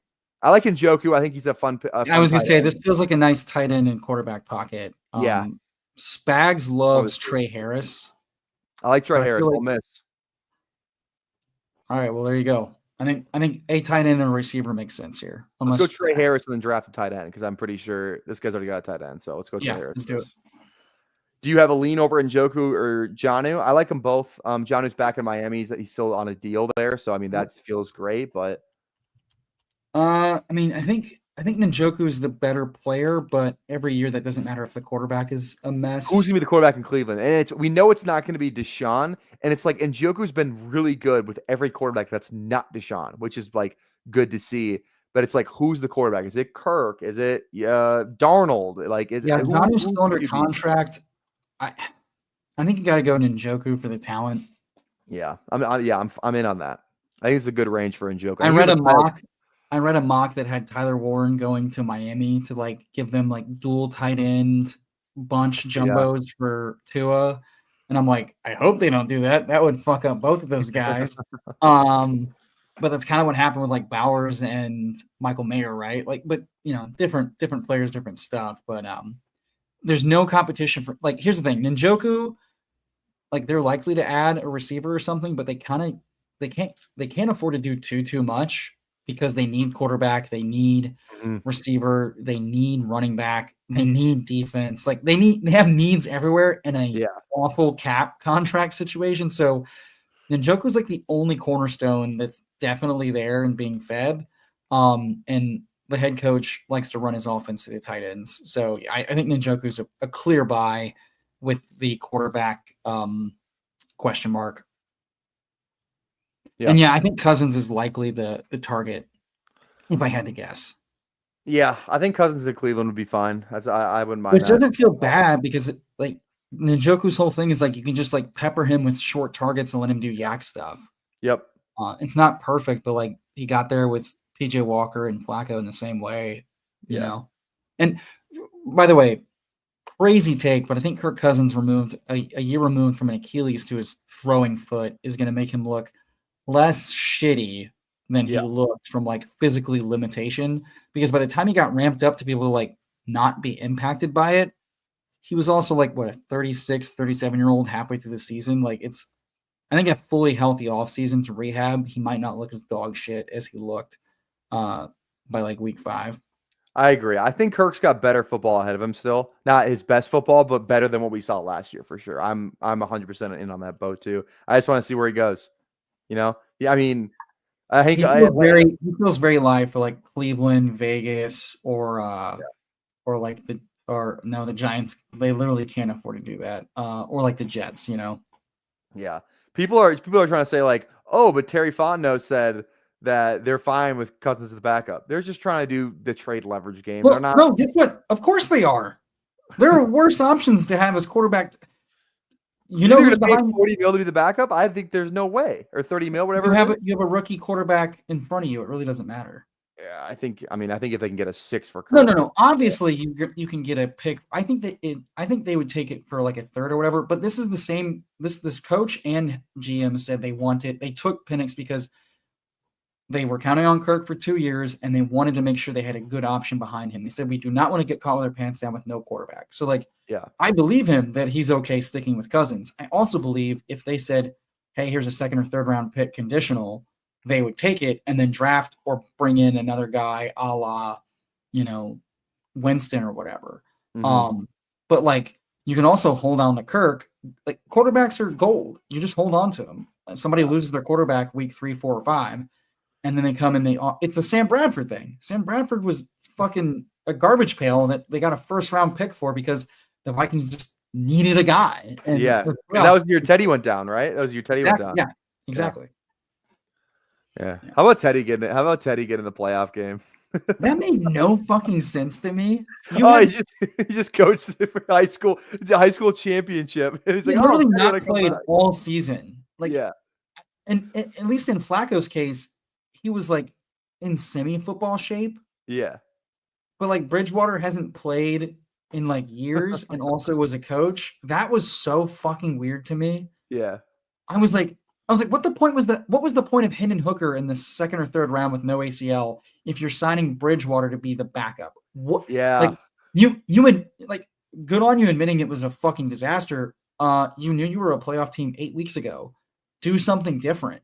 I I was don't in on get it. Hooker too. I liked Hooker. I liked him. I wanted to see him. I always want to see just him play because he was so much fun at Tennessee in that Mickey Mouse ass offense. Teams have got to stop drafting guys that are going to miss their entire rookie season. I hate you, Aaron. You could suck one. Spears, let's cook. You Spears, want to is go a Spears? We also need a QB. All right, that's We also need fine. a Q- We'll get a QB. All right. all right. We'll have our pick of the litter. Okay, let's go. This guy will Yeah, double you're right. tap, Yeah. make our decision easy. The Corum price feels high, right? Am I crazy? Yeah. The Corum people need to go. Why is he the most expensive backup again? Last year it made more sense because it's like they like him. Maybe he mixes in more 50-50. Like I didn't think it was gonna be the Kyron show like it was again this year, but it's like now that we just saw it, it's like what do we do? Okay. Who's the quarterback we're taking? I feel like Is Caleb still on the board? I like Drake for the T. Higgins thing, and we. I know, but is Caleb on the board though? No, he's gone. He already went. Okay, I figured I'd check. Yeah, Drake's fine. Or you go the Bryce thing and hope T goes there. There's kind of two outs here. It's one or two. I feel like. I agree, but I think May is the safer pick. Yeah, Bryce might come back to us. In some of these drafts, once people have their quarterbacks, they let shit fall. Yeah. I think I'm gonna have plenty of Bryce, May, and Kyler. And Bryce low-key played better than a lot of these guys going around him. Yeah. I still think he's got higher bench risk than most of these cats, but it's definitely less than it was 6 weeks ago because the coach speak on him was very, very strong. And right now they have everything says he's just got to go. They've got to make him work because they have no other option because they have needs everywhere else. Yeah. And it's like probably going to have better weapons this year, you'd imagine, right? Probably get another first round, second round receiver, hopefully. T. Higgins, free agent, something like along those lines. I mean, he was balling out at the end of the year with David Moore, Adam Thielen, and Jalen Coker. Like, I don't know. So, Scadaboo, I wonder how high Scadaboo's going to go. The Scadaboo thing is, it feels just like. Is Cam Scadaboo like this year's Corum? Where like he's before the season started, like coming in way overhyped based on previous production, but when you look at it, it's not that impressive. Like I don't know. I'm asking. No, I just think like he feels a little Corumish where it's like, God, did you see him in college? But it's like it's a little different game when you get the NFL. Like he's not like a touchdown merchant. Like I'm not familiar with his game. No, he definitely caught some stuff downfield, especially that semifinal game. He definitely made some plays downfield. It's just like I think he's really living off that game. He had an awesome season. I'm not taking that away from him, but like the way he closed the season when he ran, caught, and threw a touchdown in the same game, it's like, oh my God, Cam Scadaboo. Like he's just a big name. I think the fact that he's so arrogant in a way, but it's almost likable. I think people like that about him too. I mean, that's what I loved about Baker Mayfield. Yeah, it's kind of the same thing. He's kind of got that Baker in him. But okay, yeah, I mean that's pretty impressive. 45 receptions in a year, 31 receptions in a year, 600 yards. That's insane. Yeah. He feels a lot. He feels very James Conner. Like that kind of feels like his player type. Big guy. He's not gonna it's kind of where the NFL's going, isn't it? Though it's like a do-it-all guy that you can load up with volume. Yeah. Shit, I'm in on Cam Scadaboo. Fuck. Yeah. See. So. I don't know if have you seen his high school? There was a high school run making the rounds after he kind of had a good game. There's a high school run on Huddle. It's like when he was whatever. It's insane. Again, I'm not factoring that in my big board decisions, but it is an insane clip. Like you just let me see if I can find it real quick. I'll pull it up. It's that insane that if you haven't seen it, you got to watch it. His missed tackles forced percentage pretty fucking good too. Second best in the class, it looks like. Yeah, he was awesome. The only thing is he's probably gonna run. What did James Conner run in the 40? Like a 4.6 something. Probably that's probably what he's gonna run. He's not gonna run well. That's the thing. But he's a big guy, so it's is he supposed to? But that was why Najee was so easy. His rookie year was he's gonna get all the volume. Here's the thing: volume at the end of the day trumps it. For rookies, if you're gonna give me a guy that can get all the volume, let's see. Oh, that's so funny that James Conner's draft grade was average backup or special teamer. His athleticism score was atrocious. James Conner's combine 4.65 40 29-inch vert, 9.5 broad. His athleticism score that year was 27th out of all the running backs. His production score was 4th. Mm-hmm. And his total score, which I don't know what the next gen total score is, but they had him at 7th. So that's interesting. Holy shit. I didn't realize this. He weighed in at 233. That's as big as Ollie Gordon. Ollie Gordon. Who did? James Conner. I didn't know he was Yeah. 6'1.5" and 233. Oh, and James Conner's huge. Oh, he's huge. Yeah, he's huge. I forgot how big he was. And then Ollie Gordon measured in like the same size. Ollie Gordon's one of those guys where it's like he literally won the Doak Walker last year as a junior or as a sophomore. And he has an awful 2024 season. Not awful, but like definitely nowhere near the level of the season that he had. So it's like, what do you do with these guys who didn't finish strong, but they had like an unreal year? It's just like, I don't know. Oh my God. Like he had a ton of passes too. Ollie Gordon did. Yeah. Ollie and James Conner look like fucking clones. Yeah. Physically. Like Connor's got bigger hands, but Ollie's got longer arms. That'll be so funny. That'll be so funny if they comp to each other in size. Yeah. This is what I love digging in because I'm just like, oh yeah, that's a big motherfucker. Yeah. Oh, Penix goes. Come on now. We don't have any Atlanta, but whatever. Okay. Trevor Lawrence at this price is easy peasy. I was gonna say Trevor Lawrence with Cohen sounds. I'm surprised he's not skyrocketing up boards yet. Yeah. They are very live to have to draft and or bring in multiple guys too, because like Gabe Davis on that contract, like, yeah, he's there, but like you can't count on him off those knee injuries. I'm sure there's an out, and then Christian Kirk may or may not be back, and all of a sudden you have like 1 to 2 receiver needs. So yeah. Now, in terms of stacking them, do you want to go? Are you interested in Kirk or Ingram or no? Let me look up his contract real quick. Yeah, that's half the new coach and GM, so I'm a little bit worried about. Yeah. But him and Lawrence are like boys though. They like live next together and they like drive together to practice. Yeah, but his cap hit's $24 million this year. What's his dead cap? His dead cap's 13.5. So I'm not looking if it's post June 1 though. So they could probably save 11 millish if they cut him. Yeah. Yeah, it's not great. Yeah, because next year's a void year. Yeah. Okay, yeah. What about Ingram then? Ingram's isn't he the second guy behind BTJ? Like he could like what like I know he's just not good. I know. I think he's fine. He got hurt this year. I don't know. He's got a $19.5 million cap hit with a 13.5 dead cap. I'm just worried about taking a bunch of the guys that could be cut. I like Tillman a lot. Okay. And that's a Cleveland stack. Thing. Yeah. Let's do it. I'm down. Let's push the Jags and see if someone comes back around. Let's do it. All right. I want to do this quick because I think, like I said, if you haven't seen it, everyone has to watch it. This is a Cam Scadaboo highlight. Again, it's just I'm not factoring this into anything, but it's an insane clip. This is his a high school run that he had. Look at this. This looks like the teams we play in Minnesota. Jesus Christ. This is crazy. Dear God, his contact balance is insane. Dude, you just wait. That's the Madden shit. Dude, look at this. My God. That's literally a Madden. Crazy? That's Madden creative player. Like when he gets here, it's like, okay, he's definitely going down. Like you can't even see him. Yeah, did he just like land on a motherfucker and just keep going?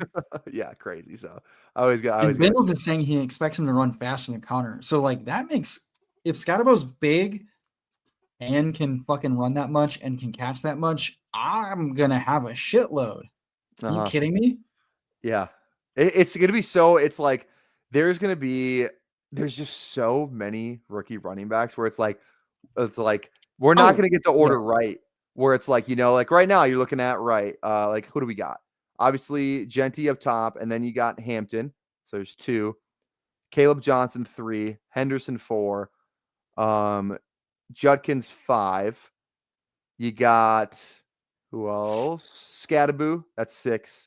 Woody Mark 7, Devin Neal 8. These are all top 13. We're top 12 round 13 guys. And it's like with one of the a lot of these guys are going to go in day 2. Who's going to be the one that falls to day 3 and just gets absolutely? It's like, oh damn! It's like now that was an awful pick. Like, it's going to happen to one or two of these guys that go up top. It's just which one is it going to be? And then there's going to be guys that go in round 20 that I think could go in day 2. It's just crazy. So I'm glad you brought this up because like one of my points that I forgot to get back to was like, so last year in the big board, I heard it's a good free agent running back class and a dog shit rookie running back class. So I bought in a lot of the cheap vets that were way too cheap and faded a lot of the rookies that were mildly priced from like rounds, whatever it was, like like that Braylon Allen, like that tier, like Bucky was. Well, even it was like I wasn't really getting a lot of Brooks either because I was like, yeah, he's the top rated guy, but he's coming off an ACL, and where is he going to go, and yada yada yada. Yeah.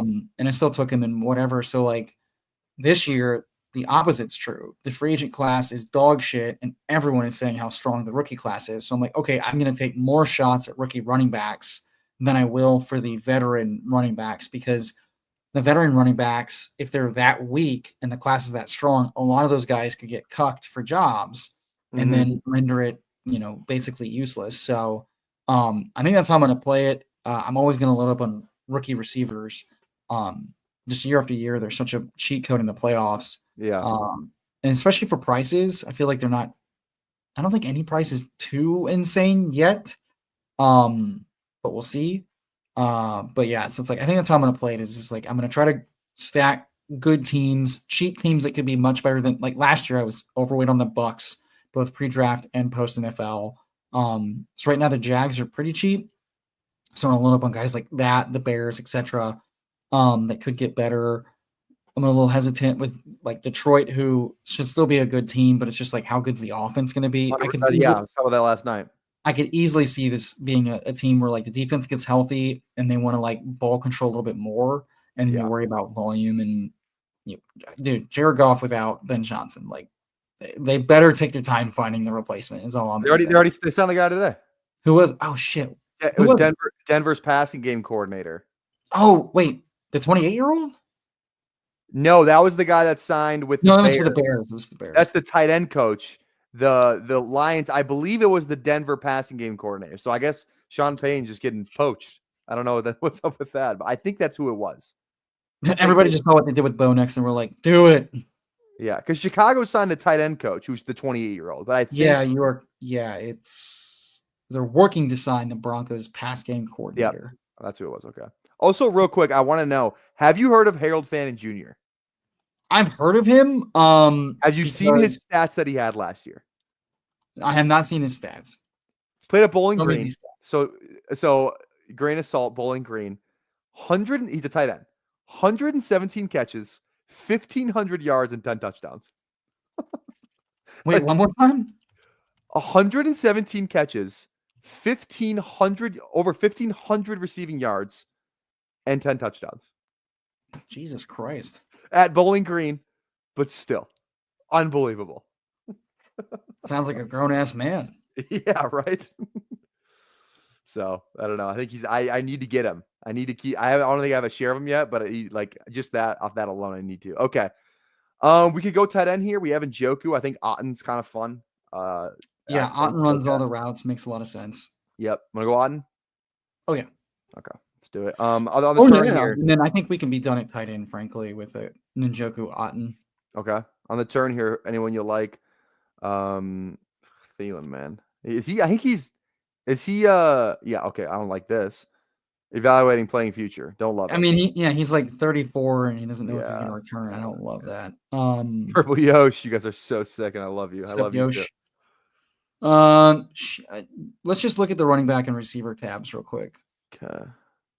Algier's always just good. Just it's like RB2, but we're at 6. Oh, no, I'm sorry. Looking at so RB's probably the move here. Algier makes a lot of sense. Let me check for any rookies. Ty Johnson's a free agent. I don't give a fuck. They like 3 running backs as long as that coaching staff is. You think so? Scroll down for running back, you bastard. All right. I just want to see. Roshan, Braylon. Get it. No, this is one who get a rookie. Fuck it. Get-ins is fun. I was like, is there a rookie I'm gonna miss when we look back and we go, why didn't we fucking take this monster? Well, there's a lot of rookies that are down that we're like that. I like pushing running back because there's like 5 round 20 rookies that I'm like, I feel good about drafting this player.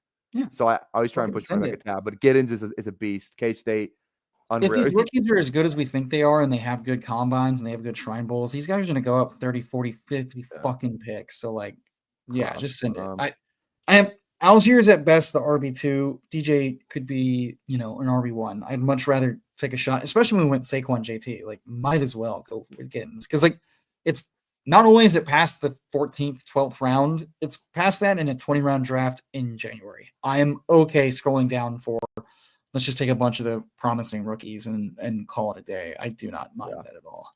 Yeah. Okay, I want to talk about this just because he's on the thumbnail. I mentioned I didn't do a great job about mentioning it last stream. Travis Hunter. Yeah. What are you doing with him? Well, it's what I told Tom when we streamed a couple hours ago. It was just like Daniel Jeremiah with his mock draft, and Jeremiah is well plugged in. So I want to know what he thinks about talent, and I want to know what he thinks about what the league is telling him. And he's like, I like Hunter's talent at receiver, but I'm in the minority on that receiver over cornerback. So I'm a little worried that, like, if you spend a top pick on a player, and the majority thinks, look, here's why I'm concerned. The league is very much not into trying new things and being creative. Very few teams take risks, right? Yeah. Very few teams take risks in smart ways. And a lot of he's probably going to go top 5. And the teams going top 5 right now, like, not a lot of good teams, not a lot of smart teams. So if Daniel Jeremiah is telling me he thinks he's the minority on thinking receiver over corner, and we know teams like to play it safe, especially with first-round picks, especially with top picks, I have a hard time drafting him because I'm worried we're talking like cornerback with a sprinkling of get the ball in his hand on some fun plays, maybe, right? I think that's the median outcome. I understand the upside, but we talk about this every year where it's like I have to evaluate upside versus likelihood of upside. As it stands right now, I think he's likely to get drafted as a corner. So, or he's likely to get drafted by a team that talks about using him both ways and doesn't really. So, like, I'm worried. That's where I'm at, where it's like he's going into these meetings and being like, I want to play both ways. And a team would be like, we're going to play you both ways. We're going to do what you want. Oh, yeah. Exactly. That's what a team would definitely do. Like, we just want you. But, like, then I'm thinking about it's like, is a team when like Travis Hunter can go first overall? He's probably going to go top 3. It feels like he's a lock to go top 3. Yeah. When's the last time a corner went top 3? Denzel Ward went 4, I think. I know Stingley went 4. Stingley went 4. Oh, no. Sauce went 4. Stingley went 5, right? Or they went. No, it was Stingley first. I remember that. You're right. It was because it was the tech. Yeah. So, like, Stingley went 4. So, like, I guess, but it's like, and then maybe you're just like, okay, we'll take him at 3. But, like, you look at a team like the Pats. Like, if the Pats end up getting him, and it's like they got Gonzalez, they got some other good guy. Like, I think they have another good corner. I mean, that's a team that could talk themselves into. We got a playmaker on either side of the ball, and we need playmakers. That Tennessee has Snead. How often is he going to play both? Like, the Patriots have had two-way players. They drafted that Houston Cougar corner that played wide receiver, corner, and special teams. Oh, yeah, the Jones guy. Jones. Exactly. Yeah, and he played corner and occasional special teams. Like, that's just how it works. Like, I'm worried he's going to get sprinklings here and there, which makes him an awful pick outside of, like, the 20th round. Mm-hmm. I don't know. But a team like the Pats needs him both ways, so they just go, where is he better? But it feels like the majority of the team, and that's the thing, is like either position's hard to learn. So, like, what are the odds you master the two hardest positions in the league, receiver and corner, transitioning from college to NFL? Very low. You're probably bad at one of them. You might be bad at both of them. Yeah. What are the odds you get to practice with this CBA? You're going to get enough time to practice both, learn both playbooks, learn both. I don't think it's likely. Yeah. It doesn't make sense to do. Not in this age. Like, teams just don't do that. Do you like A.D. Mitchell? Not really. I kind of like him as like a later round guy. I think he's got fun. I think he's a fun click. I Douglas think makes more he sense than got that. open at the end of the year. He was like, I remember there were so many plays where he was open down the field and they just missed him, which I guess is part of the but we problem. have Drake May, and Pop was the better version of that, wasn't he? Oh yeah. Pop was fine. Pop, he had 600 yards. 3 He's not touchdowns. fun, but he's not fine. Let's go Pop. I mean, Bourne will be gone. They'll need 2 guys. I think we could push him. Oh well, it's okay. Oh, okay, there. All right. Who we thinking the next? Probably want a running back or tight end, maybe. Zachary might retire. So I don't think we need a tight end. we got May and May. That's what it was. May and Lawrence is who we got. Guys, we could stack. Cleveland, take Kirk. We said Cleveland, maybe like just pray that he goes to Cleveland. Otherwise, we have Nick. It's either McCarthy or Kirk. I think McCarthy is the lesser odds of getting benched, though. I'm thinking like in the playoffs. Yeah, that's fair. I think McCarthy's a smash pick. Like McCarthy's cheap as fuck. I think you just take McCarthy. Okay, yeah. 20 QB 28, and like he runs too. Like he's and exactly. And there's a lot of cheap running backs. Yeah, I think they love him too. I think O'Connell really likes him. And it's like, Sam Darnold, drafted high, but like was literally on his way out of the league, and he saved his career. And now it's like now you have a guy they went out, they loved, they got him right away. It's like they knew they wanted McCarthy, and it was also you fucking cocksucker. That's awesome. All right, we could go Kirk. Yeah, I don't mind the potential. Yeah, I don't. We go Milroe Dart. I don't think Milroe's the answer. I like Dart. Dart's fun. I think I was listening to the McShay show today. They said he's the leader to be the QB3, the clubhouse leader. Oh, cool! In a draft where the QB1 is probably the QB7 last year. Actually, I'm going to overrule. This guy goes. That's what I'm talking about, Ty. This guy goes so early. Like he keeps getting sniped. Like he's a round 20 guy, but he goes like round 17 because people are starting to catch on. This guy's unreal. Damian Martinez. If you don't know who he is, he was at Oregon State last year, then transferred to Miami this year. And he was awesome. See, this is what I need to hear these take, and that's what I'm going to say. Like, there's going to be 4 quarterbacks left at the end. I don't give a fuck. We don't need a third quarterback. Drake May and Trevor Lawrence, I'm very okay with. I agree. Would I like a third? Sure. Do I need a third? No. Mm-hmm. Yeah, love the Martinez shout. Can't wait for him to be our Isaiah Davis. I'm still mad about that. I think if Isaiah Davis was not somewhere else, that stupid fucking team to be an RB3 with a lot of juice, dude, he would have smashed on the Jags. Absolutely smashed. Yeah. God, all right. One more quick thing, I want to put a pin in the Hunter thing. What round are you taking him in? Like he goes to this round, I'll take him, but anything above that, no. So in this draft, he went 133, the beginning of round 12. So the 11-12 turn. Where are you taking Hunter? Like Hunt? Travis Hunter. Oh, Travis Hunter. That's what I'm saying. Like, where are you taking it? Like, where are you? Like, I'll just throw out some names. You tell me who you rather have: Hunter or Christian Kirk. I mean, probably Hunter. I don't like Kirk. Yeah. Hunter or Jaden Higgins, Iowa State guy. I'm gonna take the actual for sure playing receiver. Hunter or Quentin Johnston. I got ask the best ball guy that question. I mean, this is the tough. I hate QJ, right?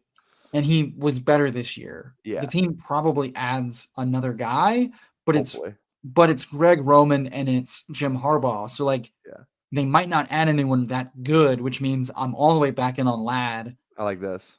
That's insane. Yeah. Fuck, man. Jordan Whittington. Is he it's like probably still QJ? Because QJ's gonna. Here's the thing: QJ's gonna play 80 to 85% of snaps. Yeah. Hunter has to play receiver 50% of the time to matter in the top 130, and he has to play full-time receiver to matter outside inside the top 100. That's the way I think of it. Yeah. And that means he's not corner or he's on a team that's going to play him until he dies. And that sounds like the outs. I don't know. He's not the biggest guy either. Like you look at him, he's not the biggest guy. I don't know. That's where I stand. I know some of my peers think differently, but like I don't know. It's just to me the common sense. It's a thin needle, and I don't want to take thin needles in the top 130 if I can help it. Mhm. It doesn't seem like a good process. If I die for that, I die for that. Also, no, it's not too cold for shirtless drafts. You haven't paid for the nips, bitch. I just watched Pumping Iron last night. Oh, I was nice. checking out my titties this morning. I was like, There you go. Predict the Nico breakout, putting all my chips on Whittington this season. You like I Whittington? love the Whittington shot. I feel like they could definitely draft somebody. Like there's so many. There's this draft is They headlined by wanted the running BTJ backs. last But year. you They said tried what? to. The Rams tried to trade up for BTJ in the draft last year. Yeah, I think Cup's just doesn't look good. Cup at is all. toast, but I He think doesn't look Whittington good. can easily fill in that role. Is But I Whittington agree with good though? Like, did he do anything? Like, he had some sick preseason he's a stat lines, he like was a volume earner. That was it. But like with McVay, that's all you need. My thing is like, it's gonna be if it's not Cup and it's not Robinson, like you said, they have to add somebody. But what do they add? I don't know. Yeah. So Whittington's breakout hinges on them trusting to take more as part of the run game and also use him like that. All right, you want another running back shout? Real quick, Quarterback. is there a quarterback drop off? Russ. We can Aaron. push. We can push. Okay. All right. Here are the guys I that I like. RJ Harvey. I like Jordan James. I like ETN. Where are my other guys? That might be it. Oh, Brashard Smith. Brashard Smith at SMU is unbelievable. He's like the Tracy guy. Brashard Smith, baby. He's like Tyler. He's converted wide receiver. He's bigger than Tracy though.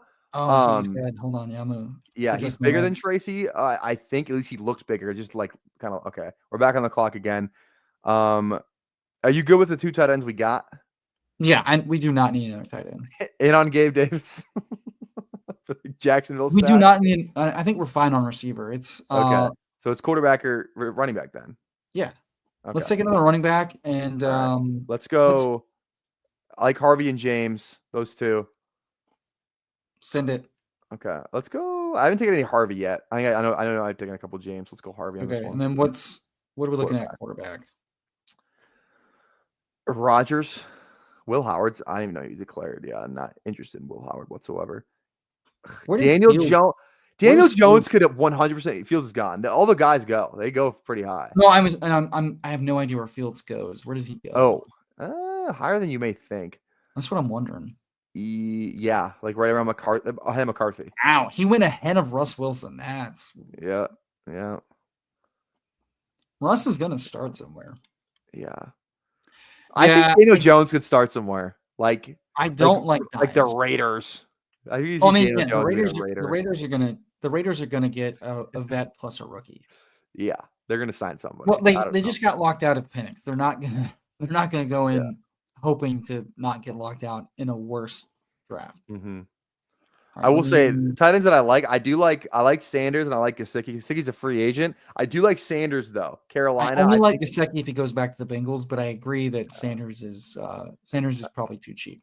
He's a great because he had a couple really good games kind of start to go together. Then he had that bad neck. It's like a neck or a head injury. I forget which one it was. It was a neck injury and a concussion. Yeah, it was an awful play. I remember watching. I was like, oh shit, he's done. Yeah, it was bad. Now here we go. How is Sinich just the worst tight end to ever play the game? No, he's a fullback, and they told us that, and we said you're a bunch of liars, and then we got him in the second round. You cowards! He's good. Yeah, we had egg on our face. Theo Johnson into it. I will have round 20 Noah fan. We keep learning that tight ends on good teams matter and tight ends on bad teams don't matter unless they see all the volume. So for Theo, the answer is probably not. Tez Johnson's fun. He's a really good player. Too small. He's tiny. That's the problem. He's tiny. 156. He's like, he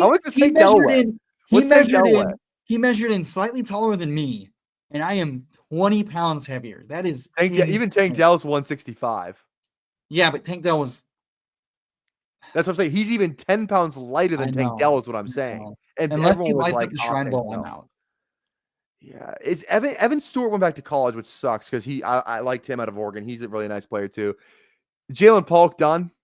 No chance for a resurgence. When you in year suck that 2. bad, when you're Yeah. worse than QJ, when you don't when you get shut fucking down Yeah. on a team that had dog shit at receiver, you are toast. I have a rookie receiver that no one's going to be drafting. It may be a little biased, but I watched this guy play a ton. I know that he's good at football. I think he's going to go higher than some people think. He's not on anyone's radar right now. Who? Daniel Jackson out of Minnesota. Like I said, biased a little bit. I take that with a grain of salt, but he has like one of the best catches you've ever seen in your life.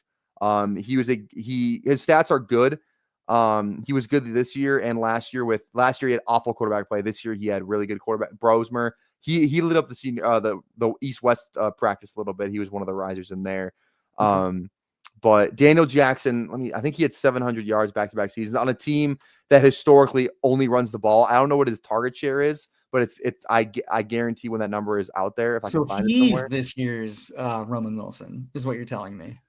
Little bit, but I think he's better than Roman Wilson. Okay, hold on. I got he had 863 yards, 75 catches, 4 touchdowns this year. Last year he had 831. Who is yards. this? Daniel Jackson, Minnesota. Jackson with an X or CK? CK. 6 foot, 195. Daniel Jackson. Got it. Yep. Yeah.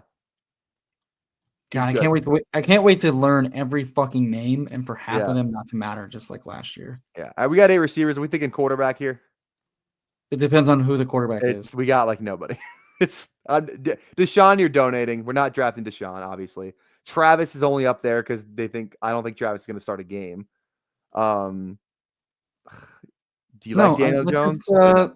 Who's it tight end? Who's it tight end? All right. Conklin's a free agent. Why is he free? Am I stupid? I'm in. I'm into it. Chat, tell me why I shouldn't take round 20 Tyler Conklin. I like it. Let's do it. Anybody got a reason? Let's go. Okay, didn't think so. Brosmer. He just had like the best week 17 of any tight end. I don't get why he's free because he's a free agent at 29, so he can sign on a better team. What do you? It feels like a Bengals signing just waiting to happen. he blocks and he catches. I don't get why he's fucking. He's going after Theo Johnson. Why? Because he's a free agent at 29. Oh my God! You know what would be hilarious? Travis Kelce retires and Casey signs Conklin for a very reasonable deal, and everybody's like, "Fuck!" Why should he not? Washington. What are they going to do after Ertz? Like, this is Conklin Ertz backup. God damn it! Oh, this is true. Right. We haven't seen Tyler Conklin's wife. I haven't seen. No, I haven't. Can't wait for Conk to rotate like a Gesicki and sample. Gesicki's a free agent though, but I see what you're saying. I mean, Tyler Hudson. I mean, again, Conklin. I know how many teams need a tight end. It's like, God, that would be hilarious if they ran triple tight ends. That's how Kansas City. Who's the team that uses the most tight ends? Who's the team that uses the most tight ends? It's got it like I'm trying to think of it's a team I'm thinking like forgetting like the Rams. I mean, Higbee's got 1 year left on his deal. Yeah. I mean, the Rams have no problem getting what they wanted. Okay, Afton Chisholm, white receiver that ever played ball. Is this a real person? Oh, the Colt. Dude, I swear to God. Okay, I take it back. Conklin would be dust if he goes to Indy. That would suck. Now, that's a trick question. They use the most tight ends in the literal sense of they use the most tight ends. I heard, I think it was, I forget I was watching somebody's mock draft. That was like a spot for Warren. Because like, look how they used Goddard when Shane Steichen was there. Like that was Goddard's best season ever. And so I think they're looking for a tight end. That was one of the few things that kept me out on Bowers in pre-draft was like the possibility of going to Colt. Yeah. Yeah. I was like, dude, if he goes to Indy, it's toast for volume. Yeah. Which would have been correct, by the way. No one did very well more than 1 week. But yeah, no, okay. What are you doing with Tyler Warren? Is he like in a tier of his own? I think he's the Big Ten version of Bowers. Like he's not the Bowers. Is that a good thing though? it's a good thing in terms of like I think if he was in the SEC, he might like I don't think he's as good of a player as Bowers. Bowers is generational. We kind of knew that going in. Okay, But that's what I thought. Warren is a very, very, very good tight end. Like he was the only thing that Penn State had on offense, other than their running backs because they had Singleton and I think Allen. But other than that, it was like passing game wise, everything ran through Warren. He got handoffs. So that's like kind of like the Bowers comp. Penn State puts out really good tight ends too. They're kind of like Yeah, I Penn was kind State of in Iowa. You're like, ah, shit, they got another one. yeah, it's somebody. It's Penn State. This guy every year. You got Fryermuth. Now these guys aren't as good as Warren, but it's like Fryermuth, Theo Johnson. I'm forgetting somebody else that came out of Penn State. Hawkinson tier talent. I don't like that because it took a while for Hawkinson to break out because he was talented but needed the right spot and to develop. That's the thing. Is like, I think Warren's way more athletic than Hawkinson in my opinion, though. I think Warren's a lot more athletic. I think the numbers will be better, but all right. I want to start doing this. You can leave, or you can stay. You can leave. You can leave. Wrong. Okay. I want to start doing this just once a day. Watch one guy's highlights on YouTube. No, I'll watch it and then I'll bounce. I'm hungry, cool. but that's what I want to do. Okay. Who should we watch? I don't have anybody in mind. Let me pull up a board. I want to watch somebody like we can watch Genty, but we already know like all that stuff. I don't want to watch Trey Harris. I haven't seen any Trey Harris. Trey Harris is a fun one. Let's do Trey Harris. There you go. You should watch someone you take if you don't. You know what I'm saying? Yeah, Trey Harris highlights. Sure. Yeah. 2020. I don't know if I want his monster. Yeah, but Dark Side that worked out so well for. God damn it! What's the name of that fucking? Oh, who did the Jets take? Who's the rookie receiver? Okay. SEC. I think SEC like takes down videos of their players. Pretty sure. How do we finagle this? I'm gonna turn the sound off, but turn the sound off for sure. Yeah. Watch it 12 seconds at a time. Or we could just watch somebody not in the SEC. Okay, fine. Then scroll down. Who else is on our team? Yeah. Okay. Let's see here. We could. I feel like one of the running backs could be fun. Yeah, like, you took three. How about Dylan? How about Woody Marks or Dylan Sampson? Like one of those kind of guys that not the top tier guys, but those middle tier guys. Ray GQ tweeted eyeball emojis to Woody Marks measurables. Let's do Woody Marks. Let's do Woody Marks. Big 10. I would love to be on a guy who's got big wood. I would love it. I'd love nothing. Yeah, he was awesome this year, man. He killed Minnesota, I think. Okay, Corley, thank you. I was thinking of Corley. What an easy fucking fade. Dude, man, I love. Everybody's like, he's like Debo Yak, and I'm like, yeah, I love Corley. That terrifies the fuck out of me. I saw one mix of NBA YoungBoy song and him trucking like group of 5 defenders, and I was in. They got me. I never like when the draft consensus is if he could just figure out how to play receiver, he's a god. And I'm like, what? That's not good. Yeah. All right, let's do it. Woody Marks. Here we go. Oh yeah. All right, goal line touchdown. Nice. Don't care. Dude, I never want to see a goal line touchdown unless he's like trucking dudes to get in there. What a waste of a cutout. He got better as the year went along too.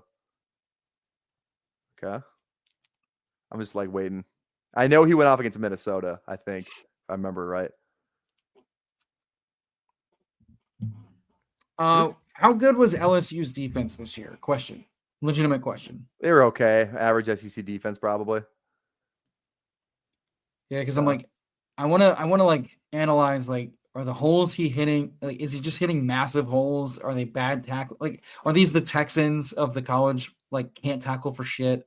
Yeah. Important questions. Well, we're about to find out against Utah State. Yeah, like a leading blocker 10 yards downfield. It's pretty. I think you can see like some of like the explosiveness stuff though. Is like, is this guy getting? No, he's got great burst, but yeah. He's also like not being contacted half the time. Yeah, he's a little smaller. He kind of looks like I'm trying to like see like who he looks like. He kind of looks like I don't know.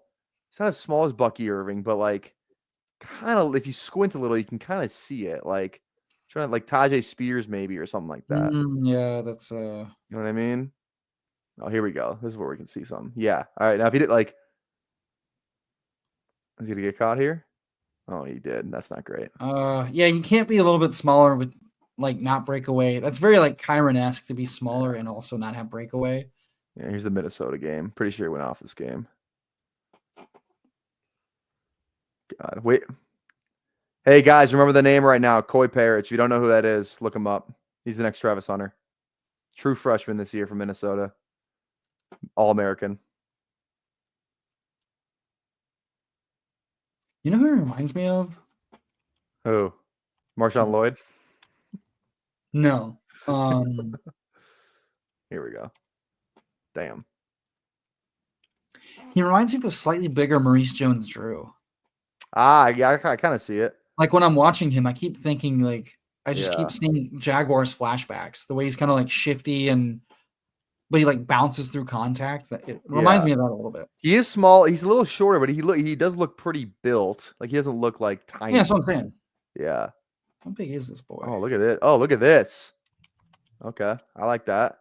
The burst is there. You're right. The burst is kind of his the burst thing in that- he has burst. He has like he bounces off contact. He doesn't break contact. Yeah. He's kind of like a bowling ball. That's why I'm seeing like Maurice Jones-Drew. God, I love this like out of context. Like two guys who we were watching Woody Marks for the first time. It's like We've got takes, baby. we know ball. We're a disgrace to the real draft gurus out You there. know what? The real draft gurus know just as much as anybody else because like when Uh. it comes to like first of all, it's how like comps work. Is like who does he remind me of? Like same type of shit. But also it's just right. like college and NFL is just different fucking games. Yeah, it is. You're right. Goddamn, just USC didn't have that much going for them last year either. I will say that. Oh, here we go. That's a nice burst. Yeah, he does have nice burst. I will say, yeah, I do like that. Great burst. Yeah, great burst. That's a scouting term. Just say burst. Great burst. Dude, I've spent my entire life reading draft write-ups. I could speak it if I wanted to. I wouldn't mean any of what I said, but I could. Great burst, small calves, little light in the ass. Bounces off contact. Doesn't break it, but bounces. Good, not great home run speed, breakaway speed. I mean, it feels like it feels like he does have good vision for attacking ankles. See, I did Yeah. it again, but I meant that one. Yeah. Hold on, let me see. Can catch the ball. Wouldn't say he's a weapon in the passing game, though. Which is such a fucking dig. Okay, he looks small, but apparently his measurable today was 5'10", 215. Awesome. Which is much bigger than I would have thought. Yeah, I guess. Yeah, because like Jameer was like 205, right? When he I mean, I guess when I watch him run, that's why it reminds me of Maurice Jones-Drew, because it's like all in the ass. Jones is like 5'7", like 2, whatever. All right. Well, I know he was small, but like they both had like big ass fucking dumpies, which is why they could like bounce through shit. Yeah. All right. I said I gotta go eat some food too. But where can the people find you? They can actually find you in the description because Fantasy Sanctuary is already there. So make sure you go click down there and show some love to the Fantasy Sanctuary. What else you got going on? You streaming anytime soon? Over there, right? Yeah, I mean, I just streamed with Tom on the Fantasy Sanctuary a couple hours ago. We had a fun time chopping it up there. We're gonna have some pre-recorded slow draft picks coming out as well. We're gonna sprinkle those around. But yeah, I'll probably be streaming with Pat on the Fantasy Dog Pound this Wednesday or Thursday. I'll probably hit up Best Ball Guy, and Bendels is always welcome to hit me up. I know he's got his schedule coming out. And then, I'll probably have some solo stuff coming out as I dig into the rookie class, and there's lots to draft. I love to draft with the homies. I might just do like a long multi-hour stream on the weekends for the fine folks. So, we'll just be doing all that on the Fantasy Sanctuary and Emo Cowboy. I also got my Twitch back up and running, so I might dual stream over there too. And I've been toying around with streaming video games and drafts because I do those at the same time. What do you play? So I just finished Hades for the first time. I don't know which is like a roguelike, but I know the people in this space really only give a fuck about like. I like 100% knew you weren't gonna say something like Call of Duty or Fortnite or like the games that actually like get viewers. I've played all of those. Like you're not like if you were gonna stream something, like what game are you streaming? That game? It'd have to be a game I'm really into. And so like I was going to do Hades, and then I just ended up playing it more than I was going to stream it, and I should have streamed it. But like if I play it, it's probably going to be like I don't know. It's something I just get lost in and I can play for hours. That's really all it is. Yeah. What that is remains to be seen. If you have suggestions, drop them in the comments on this video, and Yeah. I'll take a look. Yeah. All right. As for me, every day we're gonna try and start a new streak. I think 82 is our longest. I gotta go back and look and see what it actually was, but I think we got to 82. Let's see. My goal is to stream every day until the draft. We'll see if that's achievable or not. But it starts tomorrow with day 3. Probably gonna go live again at 5:30. Probably gonna do at least 2 more drafts. So we'll be back tomorrow. Make sure you turn the bell on, hit the sub, follow me on Twitter. I always post when I go live down there. Make sure you go follow Emo Cowboy on Twitter as well. Is it just emo_cowboy, something like that? Emo__cowboy, because some rat bastard took it from me and won't give it back. All right. Well, I have a new thing where if I hit end stream, my outro should just play. I haven't tried this yet, so we're gonna see how it works. But just in case it doesn't work, wait, stay in studio. Okay, I was just reading the thing.